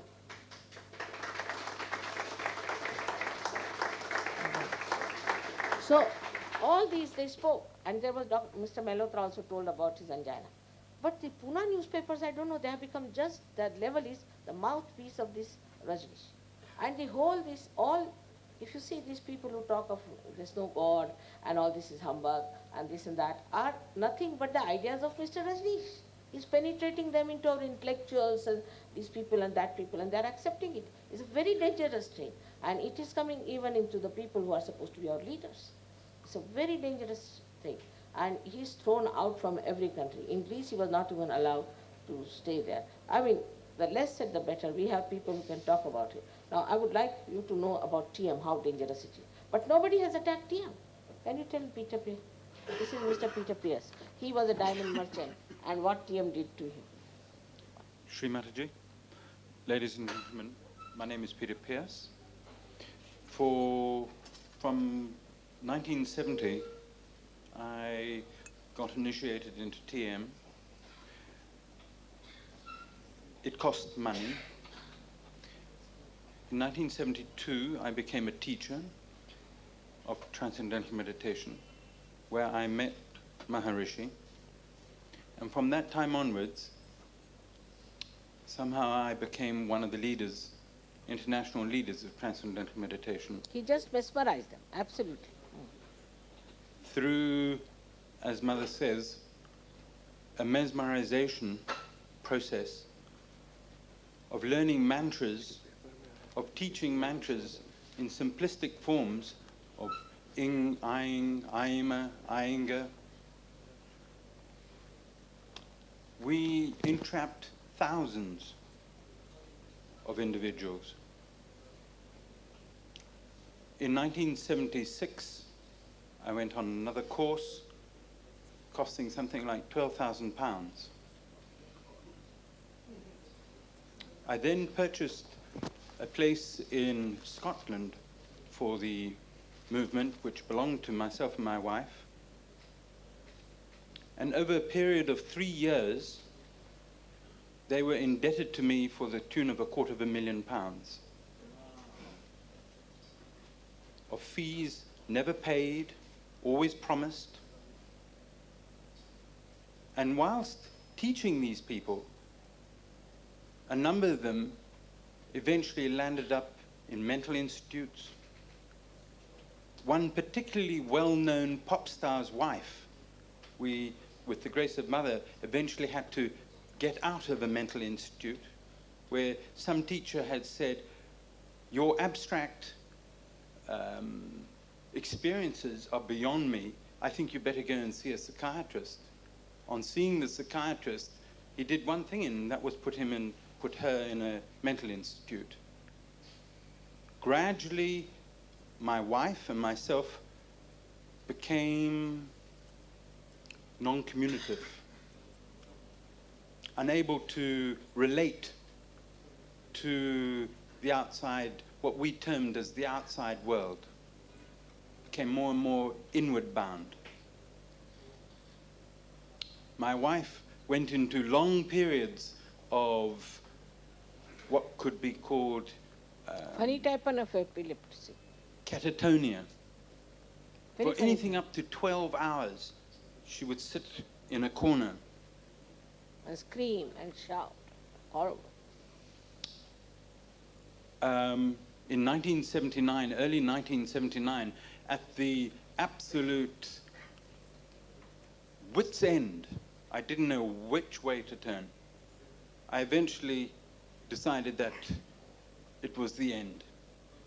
I took the movement to court over the monies owed to us. Unfortunately, the liquidators of the company, because when you close down a company in Scotland, you have to liquidate it. They happened to choose the international Transcendental Meditation's international auditors, and I told them at the time that this happened to be a conflict of interest, and they said, we're not like that here. We're different. It doesn't matter. We're dealing with a different case. And I said, fine. Anyway, it's nothing to do with you. It's in the hands of the liquidators. It's in the hands of the courts. It went to court. Money, you see? Went to Purchasing court. people with money. The High Court judge said, stop wasting Mr. Pierce's money and go outside and decide on how you're going to pay it back. Outside, they wondered whether they were going to jeopardize a $150 million a year business, as Transcendental Meditation is, or was in those days. It's infinitely more today. Or to pay me £320,000, as was owed. And they decided, for their own skins, to drop the case. They went back in again and said, we have just dropped the case, and that was the end of it. And I lost 320,000 pounds then. And not many people, especially myself, could take a knock like that. Linda was unbelievably affected. We happened to meet a very well-known neurophysiologist in London from St. Thomas's, and he was interested in doing experiments on us. And with another, a smaller group of meditators who had done these obscure techniques of hopping around like a frog on the ground,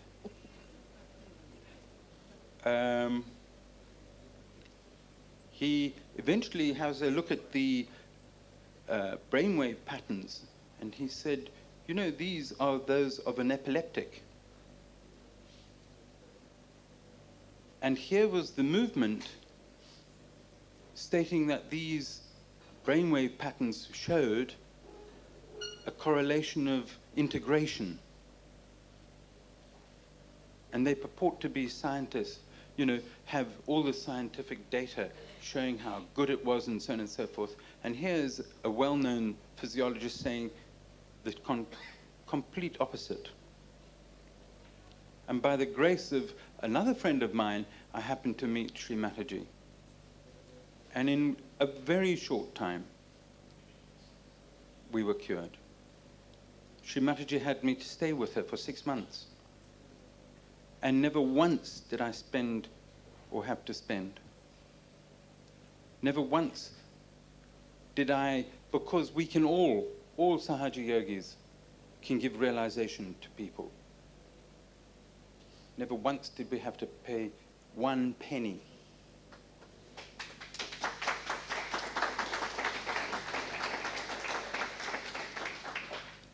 And you know, $250,000 in 1979 was a lot of money. And we couldn't believe. And none of the others who we managed to drag out of transcendental meditation could believe. Here we had something which was tangible, something we could actually feel. Not only could we feel ourselves, but we could feel those around us. We could feel their chakras. Transcendental meditation is nothing. You can't feel a thing. All you can feel is your gradual inward recluse type attitude. And with the blessings of Mother, and with you people writing the facts in your newspapers, maybe we can rescue many, many more people in India. Thank you, Mother. I must say that so many are really lost.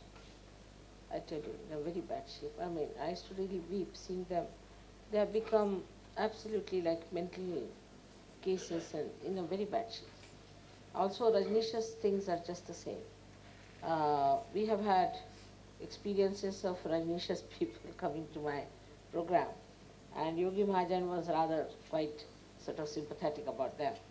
He told me there are 3 Rajneesh's people who are very much in trouble. Mother, should I bring them to the program? I said, please don't. You can bring them home, but not there. It will be dangerous.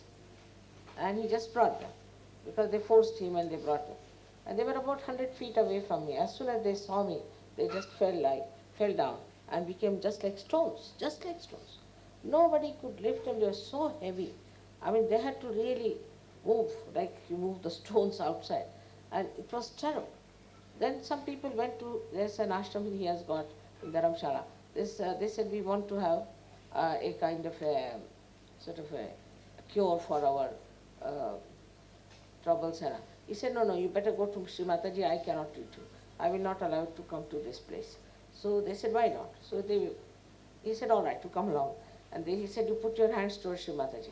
They started shaking, the whole body started shaking. They ran off. But then, of course, I mean, you know, as it is, I'm too compassionate for all this. I feel so terrible. Have we got Robert here or someone? Is he from? We have 2 persons from there. This is Robert, who suffered a lot. And the Sahajayogi's objected his coming to our ashram. So I stayed in the ashram myself, kept him there, looked after him, and he got completely cured of such bad illness. He would have been finished by now in a lunatic asylum or something. Not only that, but now you've got what degree? Now, What degree you have got? Yes, take, Robert. it is by the grace of Sri Mataji that I'm standing here, as she told, and also that I have achieved last year the degree of art history. That means not doctor yet. Maybe once it will happen, by Mother's grace. But before doctor, I don't know how this is called in English. This is doctorandus in Dutch. I've been doing this study in Ghent, in Belgium, from 1982 on. In 1981, I received my realization from her. I met Sri Mataji, luckily, in Paris, because I was hopelessly seeking there the truth. And actually, I was befooled by this Rajneesh, because with his books on the market, which he writes for making money, of course, and also he abuses the fact that seekers want to overcome their problems. And he doesn't give the solution by a fact, like Sri Mataji does, the fact of realization. But he first writes these books so that these get sold. Then little by little he gives programs or therapies for which has to be paid a lot. Like one of the therapies is they call rebirthing. And for this you have to pay $30 per hour. And this is a kind of injection of oxygen you put in your lungs. You breathe during an hour in an unnatural way. This gives a very funny effect in your muscles. And it gives a kind of purification, maybe because of the oxygen which burns away problems. But it is not a lasting curing. The problems come back, which means you have to come back to this center to get this therapy again. And so it gives you an enslavement to this therapy, and you pay every time again these $30. So I was a student, I had very little money, but I lost even what I had with these techniques, sorry. Other things, horrible things which this Rajneesh teaches is, he calls it the Kundalini dance. Mother, please forgive me, but this is a terrible dance, and they jump and shout like dogs and fall on their heels. They have to jump. And can you imagine, if you look on the chart which you have in your papers, you see that the heels is the Muladhara chakra. So he shocks the whole body through this method. And he makes a big chaos out of it, so that you don't feel the subtleties anymore of the real, later on, of the real Kundalini. Actually, years later, you still can suffer from these shocks you have experienced in your body, like headaches or tensions in the chakras. And there are actually, Sri Mataji told that there are very few persons who overcame this. Religious people, I could not cure many. You see, they're so absolutely doomed people. You cannot. And he himself is suffering now so much. And they say he's so wise, this, that. I just know what sort of a wisdom is this. What sort of, he reads books, you see, he has lots of books. Those who are not, people who are not well read, can easily see he has taken from this book, that book. But he just publishes. That's how he has published books, and he has made money. But the worst part is that the way he has made these people suffer, the way he has made them suffer, but not one, so many of them. And you'll be surprised, his name is so bad everywhere. I mean, now there's one thing we have got for him, which you cannot say anywhere. There's a special one I've arranged in this private place, for you to see a film, which was done by an Englishman who came here, and he made a hole and took all these photographs of his mass sex act. Of course, I don't want to see it, because once I saw, I vomited for 8 days. So what he has done and how he has ruined people, for going to this, he is to charge 500 rupees for going to these nonsensical things. Even those who have not gone to this have been too much affected. But this is what he started. But then the AIDS came in.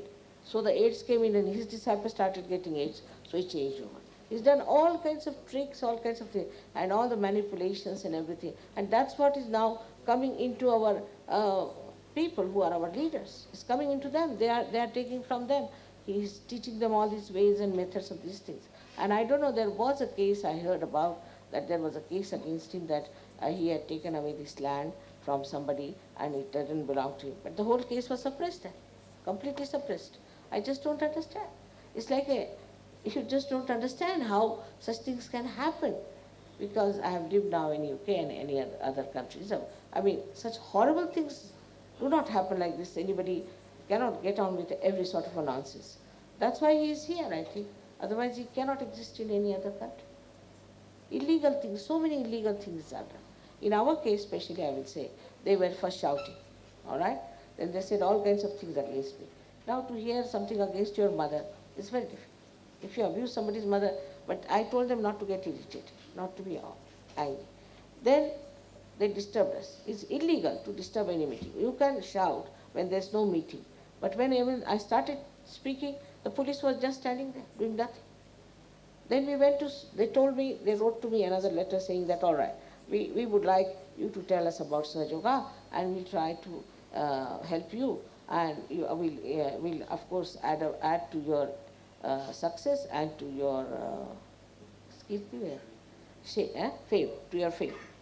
They wrote a letter to me, signed, and we took it for granted. When we went to Satara, they had called the police, and there were people shouting again, all kinds of dirty things against me, all kinds of. It was unbearable. You see, Indians and the foreigners, when they heard the meaning, they all were boiling with temper. I said, all right, doesn't matter. We can later on have a kind of a nidarshan or something. You can take out your temper there, but just now you bear it. Now, after that, we had to tell the police that 2.5 hours we could not start our meeting, that you ask them to stop now. So, otherwise it's illegal. Then the police stopped me. But in this place, Sangapore, it was so horrible that no police came. We had told them that you have to come here. No police came, nobody came, and they left us in the lurch, and they put us into a kind of a compound. Behind was a bus depot. And these people came from behind and took some ladders from the timber mart and put them. It's really a mafia attitude. I started throwing stones indiscriminately. 2 boys were hit by, they say, I didn't see them hitting these 2 persons. Was one Dr. Davolkar and another fellow, Mr. Pangi. They hit him and they gave sort of signals to them. The other people started shouting from there in the dark. So these boys went that side to see who is shouting. They hit them so hard, somebody got hurt here. All of them were foreigners who got very badly hurt. 18 of them. Where it happened? Angapur. Now you know where is Angapur? Angapur. You see, it is from Satara, far away. It's a very remote place. Angapur away, why I go? Because Sri Ramadasa found the statue of Sri Rama and Sita and also of Anglai Devi. So it's a very, very powerful place. So I went there. And I've been there going for 6 years. And the Gramasthas, poor things were involved, and the newspaper I gave absolutely a wrong information. When these people went to the police station, you'll be surprised.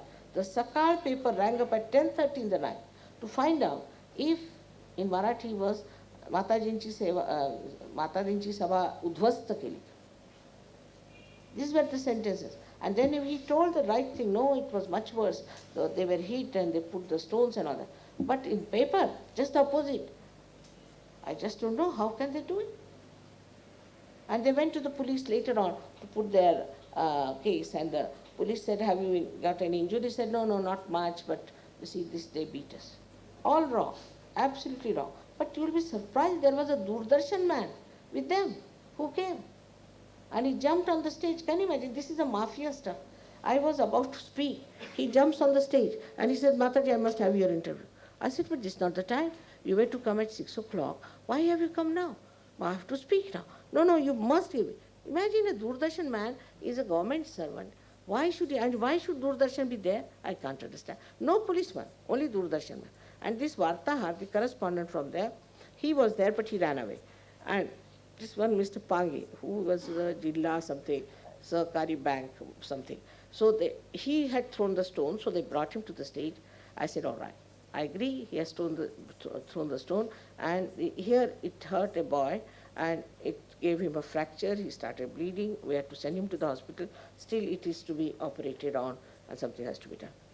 Now, when they brought him, you see, I was very quiet, and I said, now have peace. We have to show we are peaceful people. Peace itself has power. Now don't shout, don't beat anyone, don't do anything. They brought him there, and I said, now you take him to the police station. I will not allow you to touch him even on anything, just take him. So what they said, they tied it up us, and all, how can we lie so much in this country? I mean, lies of the worst type, I can tell you. How can we do it?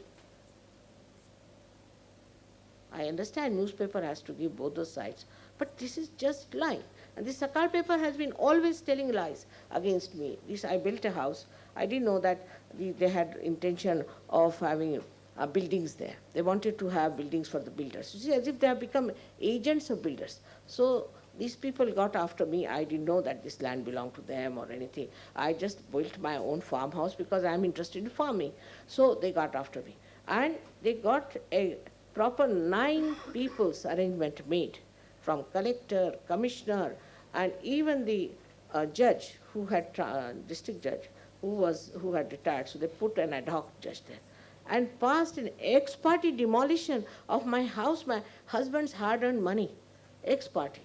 And luckily I came here to Bombay next day, and the judge said, how can it be?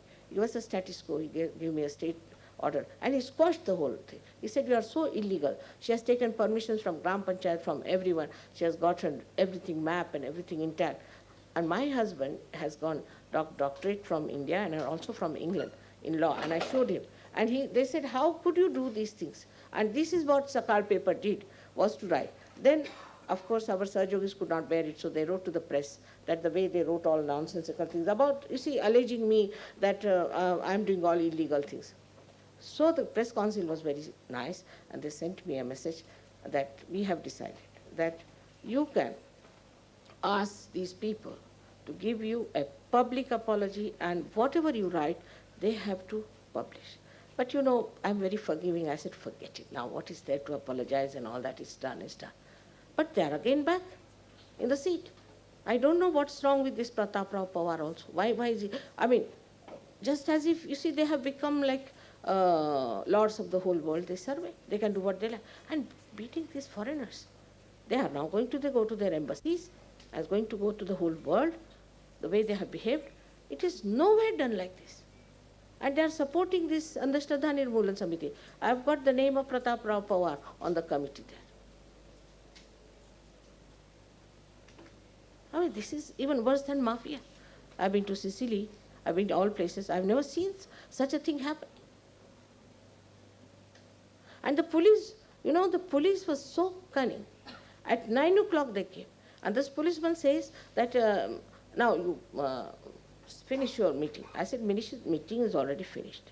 But I can't take them out because they are there and they will just trouble these people. So you first of all see that they go away. He said, all right, they have gone. I couldn't take him because I knew they were all very mischievous people. So I asked one gentleman, Dayal, to go and see for himself. He came back. He was hit here. He had a big lump on his, or they had beaten him up here, and his nose was bleeding. I said, what is this? How can I send these foreigners by that road where people are beaten up? So he said, no, they have gone. I said, nothing doing. You remove them. Otherwise, I will never allow these people to go. Then I sent some other people to see. Till 12:30 we were there in the night. Imagine, just sitting there. We couldn't move. Then they told that they have put already the stones on the road and they are going to stop the buses and they are going to hit these people. Same with this Vijnana Prabodhini, supposed to be nonsensical thing like that. You see, this Ichal Karanji place we went to long time back, about 81. And they were all right when I was talking. And suddenly when these foreigners were getting into the bus, they took hockey sticks and big sticks, started hitting them. They all got so badly hurt. But that time, I must say, Shankar Rao Chauhan was there. And I went and talked to Sidhu. And Sidhu immediately ordered an inquiry, and he really took them to task. But that's a different thing. I can't understand what's happening. If this kind of a, we have security, Nobody can move. In a place like Gangapur, to reach there itself is difficult. And this Doordarshan fellow was there. And he jumped on the stage. Why, what right he has got to ask me, just tell me. I mean, you may be newspaper people, all right. But so everybody has their own limitations. Isn't it? You cannot jump on the stage and ask me questions at that time. And the Vartahar himself gave me the papers from these people. I mean, just, I can't imagine. Isn't it a shameful thing that the foreigners who are here saintly people, are very badly hurt, very badly. Tell us something about Sahajayoga. Huh? When it started, how it started. All right. Sahajayoga, as he has told you, is not a new thing. Sahajayoga has been used since long in this country. It's our heritage, has been used. Sahaja, Saha is with, Ja is born with you. And it is something which has been already used by our saints. But very few people got realization, very few people got realization. And then it so happened that when I was born, I knew I had to do this work of collective realization. I had to work it out. And my father himself was a very saintly person and a very sacrificing person. My mother was also. And they wanted me to find out the ways and method how I would achieve a samohik chetana for the people. Because that is, you see, they also were very concerned about the people. They sacrificed all their life for Congress and this. And I mean, I also, as they told you, I have also suffered a lot. They gave me electric shocks and all that happened. Doesn't matter. But after that, all that, when Gandhiji was there also, Gandhiji knew all about it. And if Gandhiji had lived, he would have supported me. He would definitely have supported me. He was a realized soul. Shastriji was also a realized soul. He used to respect me so much that even when he was Prime Minister, if I came to know, he came to know I was there, he would invite me. My husband was his secretary, all right. But to respect me so much, he would even come to my car and open the door for me. And saw that. I mean, it's so humble towards me because he knew that I had this power. It was after me that I should take to Congress and this and that. But I was just waiting to find out a way by which I could break this seventh chakra and all. And I was studying in my own subtle ways the problems of human beings, why they don't get realization. There are problems in the chakras, these permutations and combinations. And in that study and all that, I found that I'm just about to finish it off. And I went to many saints, real saints, also to artificial saints and to the people like this. I went to even the Muktanand, I went to Rajneesh and to all those people to find out. But Rajneesh himself is something surprising. At first time I met him in Jabalpur because he knew my niece and he said that your sister, aunt has come, I would like to meet her. Because my husband was a big man those days. So maybe he wanted to meet me or whatever it is. But as soon as he saw me, he stretched himself before me. My brother was also with me and said, you are Adi Shakti, you are Adi Shakti. So I put up a show. I said, what is Adi Shakti? I don't know. What is this? What are you talking about? He said, you don't know anything about it? I said, no, I don't know anything. So he wanted to get something done, you see, from Shastriji. I said, nothing doing. I'm sorry. I'm no good for all these things. If you want, you can take an appointment with Shastriji. Shastriji never gave him an appointment. He used to say like that. So it happened. Then when I came to Bombay, again he got after me. We had an Impala car from Shipping Corporation, wanted to buy that. His attention was only on money or this. He was saying, I had a kada with me. Why don't you give me this kada? I said, why? This is given to me by my family people. Why do you want to have? You are a man. What will you do with the kada? He said, I'll make money out of it. But why do you want to make money? You are a sadhu. You are a sannyasi. I couldn't understand him throughout. Then he said, no, but I'm doing a lot of work, you don't know, and you must come and see me. This. One day he asked me to go to his lecture. And he used to telephone me too much. So my husband said, it's so much better. Oh, what is the harm after all? Went there to his lecture. So he said, you sit on the dais. In the presence of everybody, somebody goes on saying, sit on the dais. So I said, all right. I went inside. Immediately somebody took my photograph. It's a blackmailing system, you know.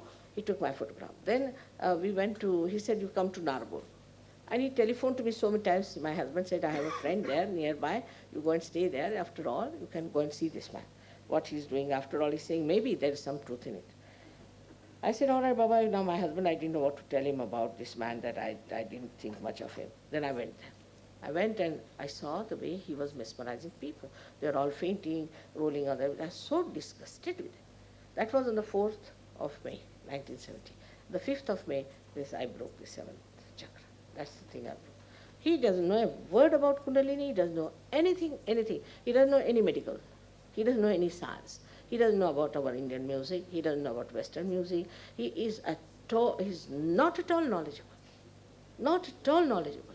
He eats like a glutton. I saw him eating. I said, Baba, what is this? Some Rakshasi food he's eating like that. I'm telling you the truth, you see. And then he got diabetes, this, that. He's 10 years younger to me. And he is now lying sick. He is thrown out of all these places. Now, explanation he's very good at giving. He says, because of Pope he was thrown out. Not at all. Because America doesn't follow Pope. They're all Protestant countries who threw him out. He didn't go to any South American countries where I go. And I talk about the wrongs of Christianity, wrongs of Hinduism, wrongs of all the religions, of the Islam and everything. And I tell them that what is written in the Bible, what is written in the Quran also, they have described Sahajayoga. They have said it, that at the time of resurrection your hands will speak. Clearly it is said. So, you see, if you talk to these people, if they are not fundamentalists, they listen to you. And it works. Otherwise, how can I work in Turkey and places like that? And we have in Algeria so many scientists, aeronautical engineers, so many people there. So it's such a unique thing you have got. Now, I would request you to put forward these things for people.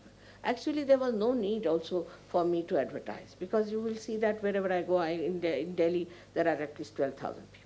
In Noida, there were 14,000 people. In the villages, they come from all over. Even for this thing, poor things had to come on their by luck cars and all that, and everybody was hit. Everyone was hit. Because there were about 400 stones, they threw such big, big stones. And these stones were there already, they had everything nicely done, because they had these ladders, and they had those stones stored for the road building. And they threw them. I have no guru. There is no guru needed for me. You see, I was born like this. Everybody, a guru's guru, who will be? It's like that. So, you see, I'm an ancient person, and to know me, it's better that you come to Sahajayoga and then know me. Because, see, now Christ said, I'm the son, I'm the only son of God. This is a fact. Actually, Christ is the incarnation of Ganesha. We can prove it. We can prove all these things on vibration. If you get your realization, we can prove everything. We can prove the existence of God. We can prove the existence of what we are saying. Everything that I say, we can prove it on vibrations. Supposing I say the truth, then you start getting the cool breeze much more. But if there's something, somebody is a false man, you put your hand, you start burning. You diagnose only on your fingertips. On your fingertips you can diagnose. And that's how these, after all, these are all such highly qualified doctors and things and scientists. They themselves have experienced, and they are experimenting. And also to say that I take money, and there's no need, because my husband earns quite a lot. And by God's grace, he's a very generous man. And he feels that I'm doing a very good work. So he's helping me.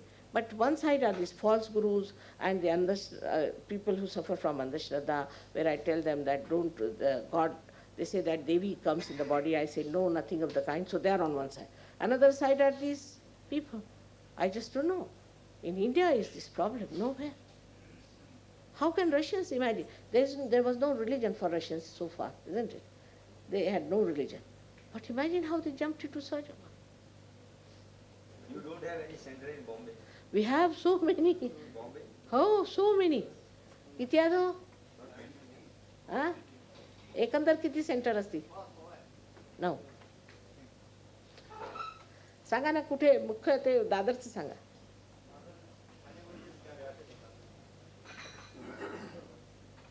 Now, you must sometimes put the positive side and such a hope for young people, such a hope for our children. You must see the utility of this.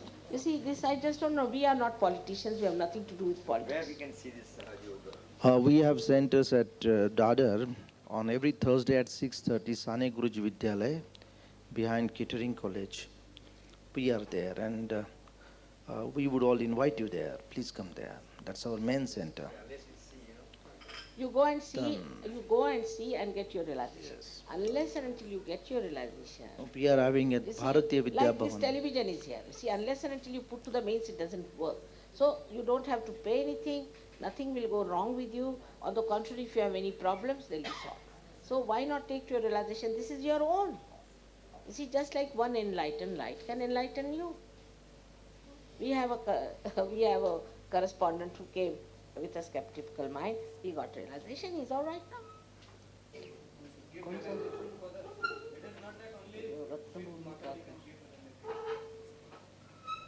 They can give realization. You can give realization. Now I don't do it. You say I don't cure people. But these people are demanding, you must show us, you must give us proof. What right have they got? All right. I said, all right, I will show you. I will do it. I did promise everything. But this is not the way. Now they will not allow me to touch them. ये तो खुंशीपना है ना.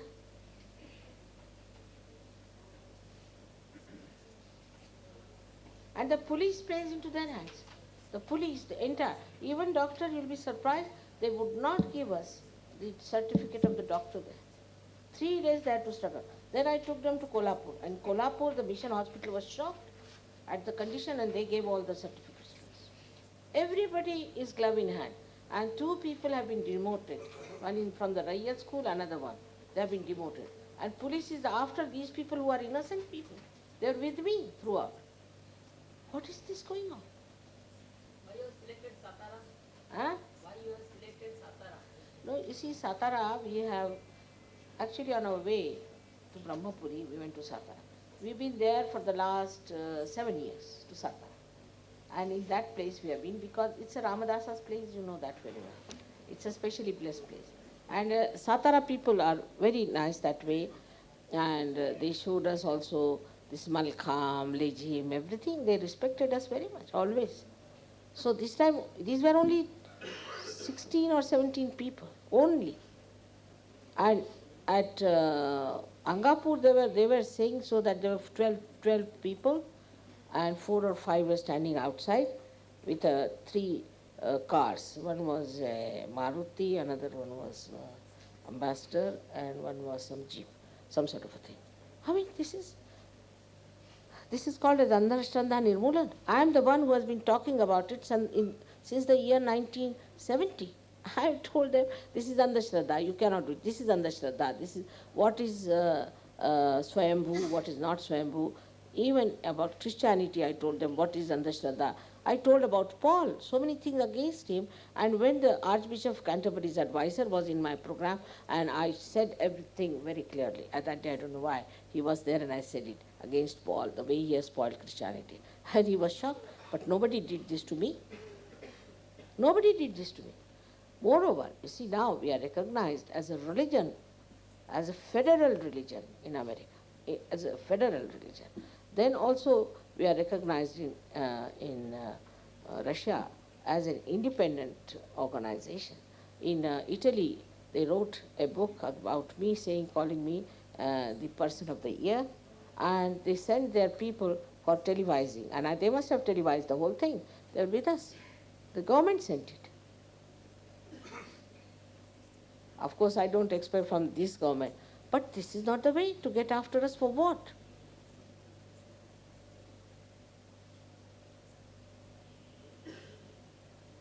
And if this kind of thing is going to work, you see, this is all Rajneesh style work. It's all manipulation. He did the same style of things in that Rajneeshpuram.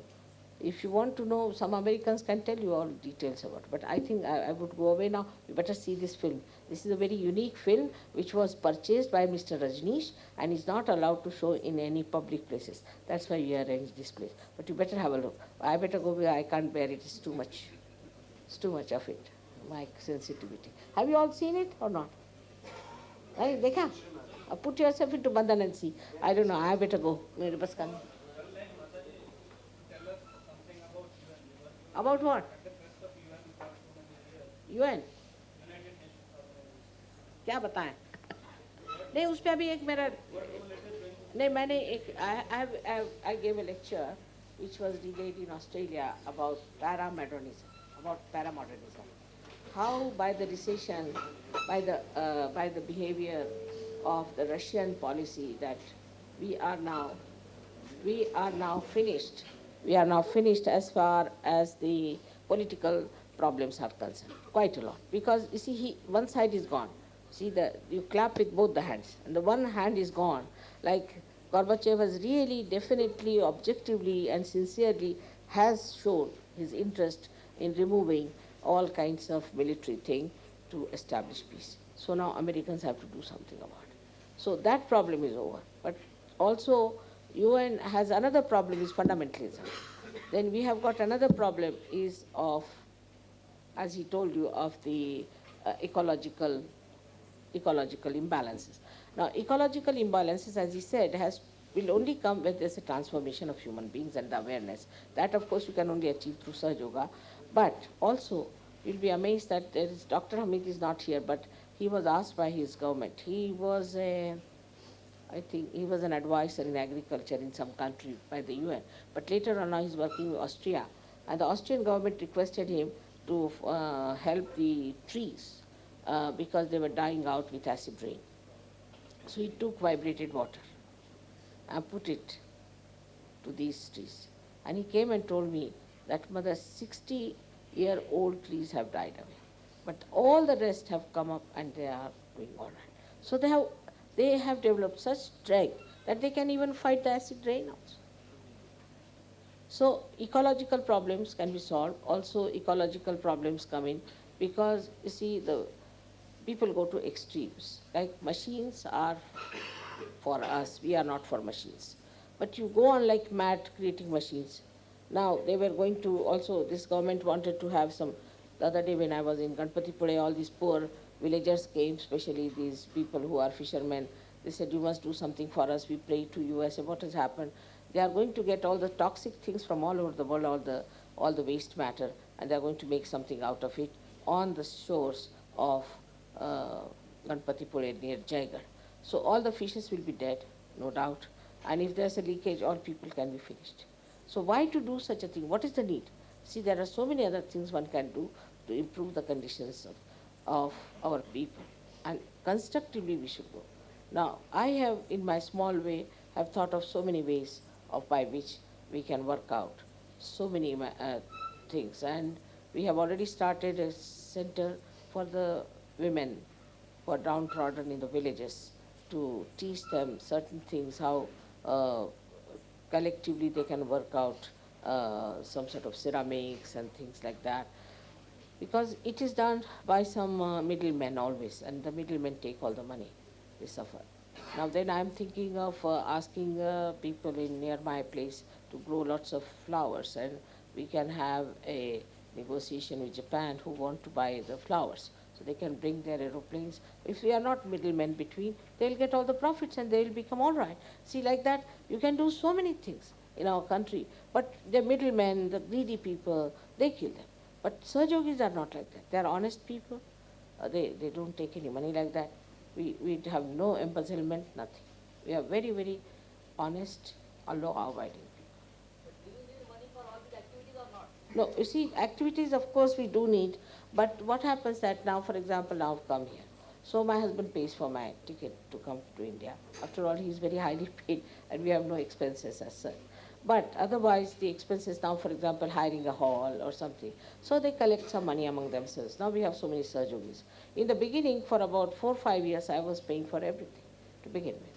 Even for the people, their food and everything I used to pay because, my husband is a very generous man.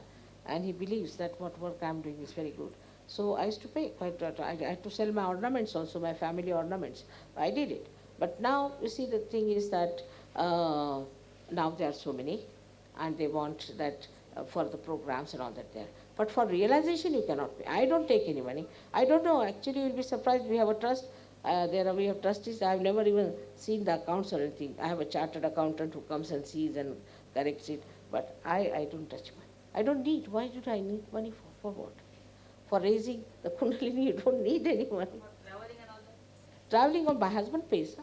My husband pays just now for me. But even supposing you pay for my traveling, supposing my husband says I will not pay, supposing, then you don't pay me, you pay to the aeroplanes, isn't it? You don't pay me. You see, these people, their lifestyle. You see, the whole lifestyle. Whole lifestyle, they have 600 crores of diamonds, this, that. See, this is not good. In the name of God. In the name of God, you cannot make your livelihood. Even livelihood is wrong. Even the livelihood. You have seen people like Tukarama and all that. You see, Christ was born to a carpenter. He lived like a carpenter. Now, you see, I come from a rich family, I must say. We are from Shalivahanas, this is royal family. We are well-off people. My husband also comes from a rich family, and he's a very big man there also, and he's got a big pay and all that. All that is there. But still, I can live anywhere. I can live in a hut, I can live anywhere. I have no problems. Because, you see, if you just seek the comfort of your spirit. So supposing they are paying for this, it's all right, let them pay. But this doesn't mean that they pay me for Kundalini Yoga. You see, make a clear-cut understanding that for spirituality you cannot pay. You can pay for material things now. You have to pay after all. But it's not much. See, if you are a Sahajayogi, so many miracles happen. They say, Mother, we got it for a very cheap thing. We got it for very... You see, it all works out so well. I started Sahajayoga with one person, and you can imagine, of course, I did spend money quite a lot before that, but now I don't spend so much money as they are organizing everything, except for traveling. Now my husband wants to pay for traveling. Last time they had a fight. They said she shouldn't pay for our salvation. So there was a fight in England about it. But still my husband insisted, nothing doing, let me pay for her travel. And he has kept money for me there so that I should not have any problem about traveling. You see, because we have children who are married in very good families, and they are also very satisfied people. And you know about my husband, he's a well-known honest man. I mean, he's honest to a fault. A very honest man. He was with Shastriji, and he's got Padma Bhushan for that. And he's known for his honesty. And I like it, because we need today honest people. The message is that we are the spirit, and we have to become the spirit. This is the last evolutionary living process. From human life, from human awareness, you have to get the spiritual awareness. And the whole thing will change. Now we have people with 36 nations, such brotherhoods, such love, no quarrel, nothing.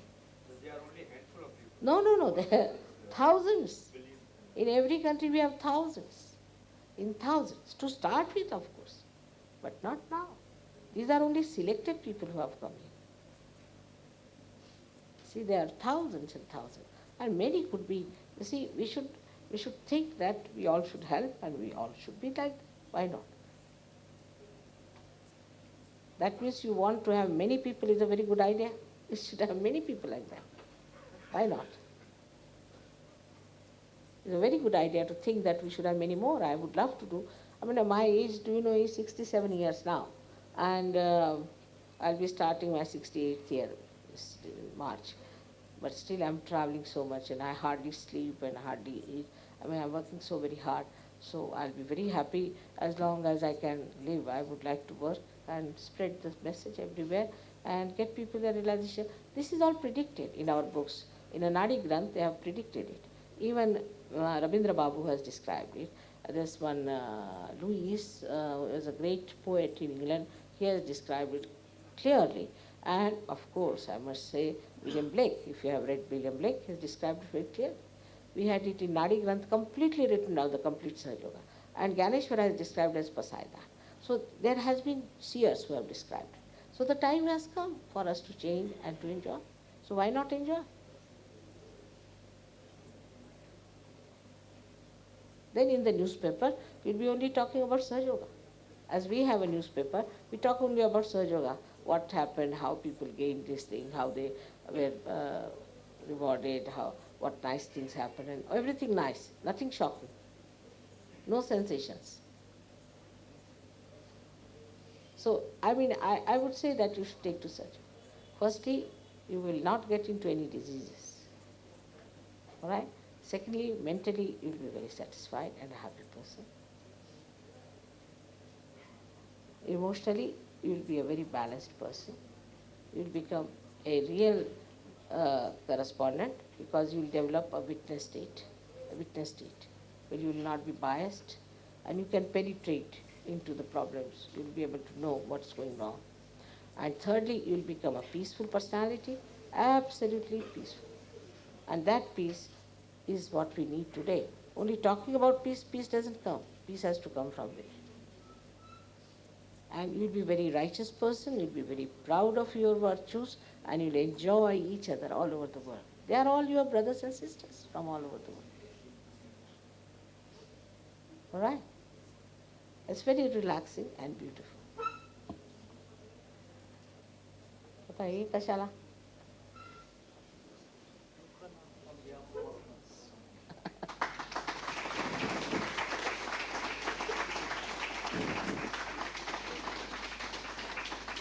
So we have to be very pragmatic, and we have to be very constructive, and something so unique we have, which we have to put forward. And I would say that you will pay full attention to it, you'll go through it, read it, and put it the way you like. But the best thing is to write about Sahajayoga. All these things are, there's already a criminal case on these people, so it's all right, don't you worry. Hello. Some more flaws.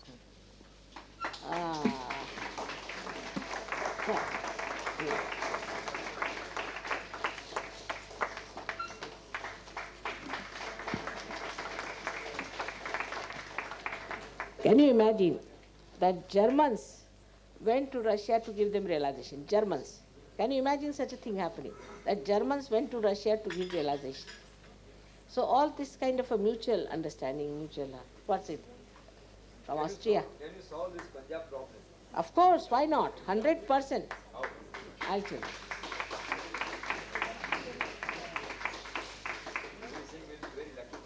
Yes, it's a very easy thing, you see. We have so many Sikhs in our community. Mr. Khurana is a Sikh. What work I'm doing is the work of Guru Nanak himself. Guru Nanak is the one who has written clearly about Kundalini.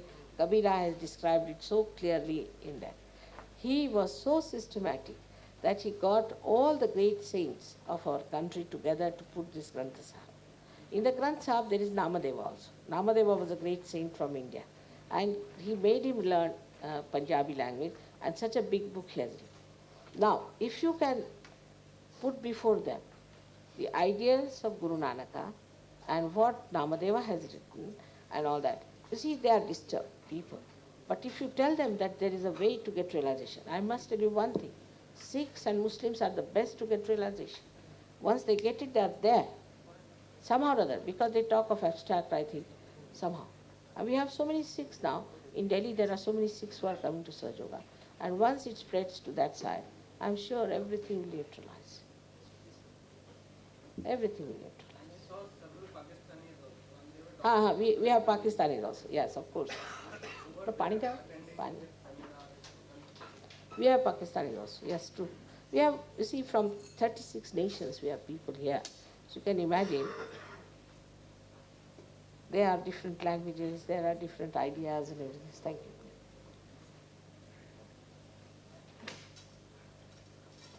It can be easily solved. You see, what we have to do, Sahajayoga has a healing process. It heals.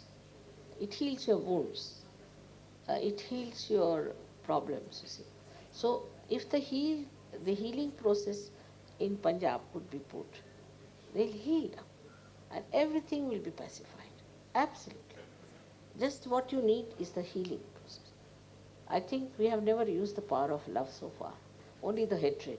Now, if you use the power of love, which I'm talking about, this all-pervading powers, love, it's very easy to work it out. You'll be surprised when I was going for yoga seminar. I had been to Russia before. My husband said, you've been just now to Russia, why do you want to go again? I told him I have to go because we'll get Eastern Bloc there. And I want to break the Eastern Bloc. I have to go. He said, for 2 days, yes. I said, I'm sure there will be Eastern Bloc. And you'll be surprised, in that yoga seminar, they had given me 45 minutes. And they were all people from places like East Germany, then all other, these Eastern Bloc people, all of them were there. And they got realization. 30 minutes they allowed me to talk and 50 minutes gave them realization. When I walked out, they all walked out with me. There was nobody left in the hall. They gave their addresses of these places, Czechoslovakia and every Poland and all that.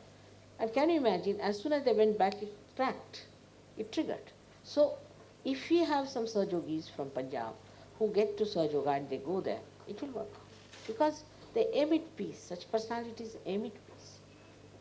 It is at a higher level we have to try, not with words or anything. You see, today you might say, you are my brother, you are my sister. खाइए खाइए ना, इतनी देर हो गई, क्या कर रहे हो? ए, दो दो दो, थोड़ा थोड़ा खाओ. अरे भाई थोड़ा खाओ, क्या करते हो? अभी माँ के घर में आओ, तुम खाना नहीं खाओगे? ले थोड़ा खाओ, चलो, बहुत देर हो गई. तब से बैठे हो. ये लोग सब खा के आए होंगे, हाँ. They must be having for everyone. So, see, this is, we have never tried it. But now see the work of love. Now Kali Yuga has gone, now Kruta Yuga has started, where the all-pervading power is working it out. It's such a... Rajiv Gandhi says he will come to power again. Huh? Rajiv Gandhi says he will come to power again. You see, that's not my area. I don't want to say anything about it. Whosoever comes to power again, whosoever it is, has to be now a benevolent king. Has to be. Has to be. There's no doubt about it. You see, this coming to power, what is the sense in it? I don't know. What is that? They haven't got their own powers. You see, look at me. I have all the powers with me. So you can call me a capitalist. You can say I have all the powers, so I am the capitalist. But I can't live without distributing, so I am the communist. So this power is outside, not inside. Inside to koi power nahi. What is there in these powers? Nothing is there.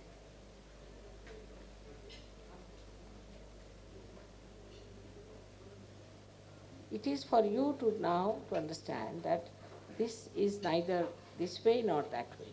It is in the center we are. We're talking about how to bring people to the center, to transform them. Whether they belong to this party or to that party makes no difference. They have to come to the center. Whether they belong to this country or to that country. Now, this gentleman who spoke to you about TM, nowadays he is in South Africa. And in South Africa we have thousands of Sahajogis. In South Africa. And they are white people. How long does it take to realize? Ramadasa was the same question. He said, Takshana. It takes hardly even a second. But you better come to our center and it will happen to you, I'm sure. Already you are relaxed if you see it. It is all your own. And the best part of it is your heritage.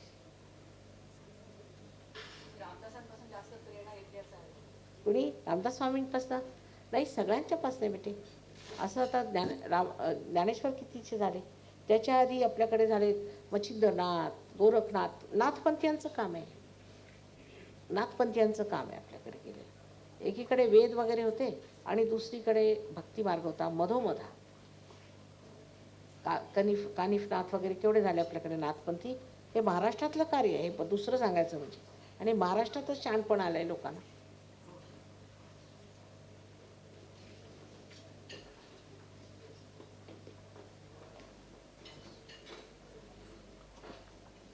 चला आता काय programme माझा?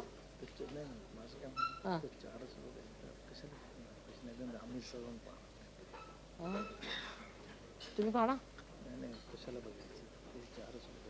बघू द्या ना. काय नाही बघायचं आणि बघितलीच नाही. बघू द्या सगळं काय झालं. What is there? I have you any objection seeing that film? Better see it was there. After all your sayings you should see also the film. Not me.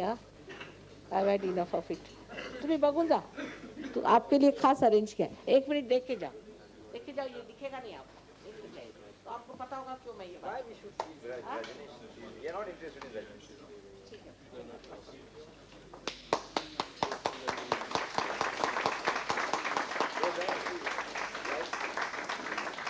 Like you have. How many days you will be here? In Bombay, how many days you will be here? I'm going away tomorrow. But these people are going to be here. I think seriously you work it out. One day maybe you are the people who spread this good news, and you will be the people who do some good for this country. See, we need people who feel for it.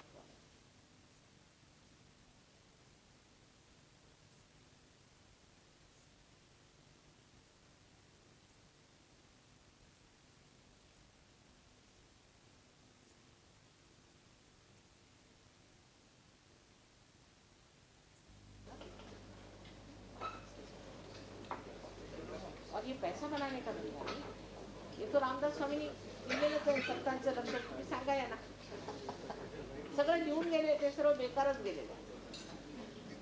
संतो का लक्षण आहे, एका रांजले गांजले त्याची म्हणे जो आपुले. तुकारामांनी सांगितलं,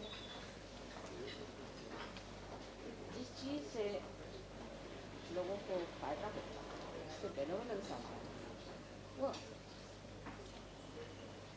बेनोवलेंस.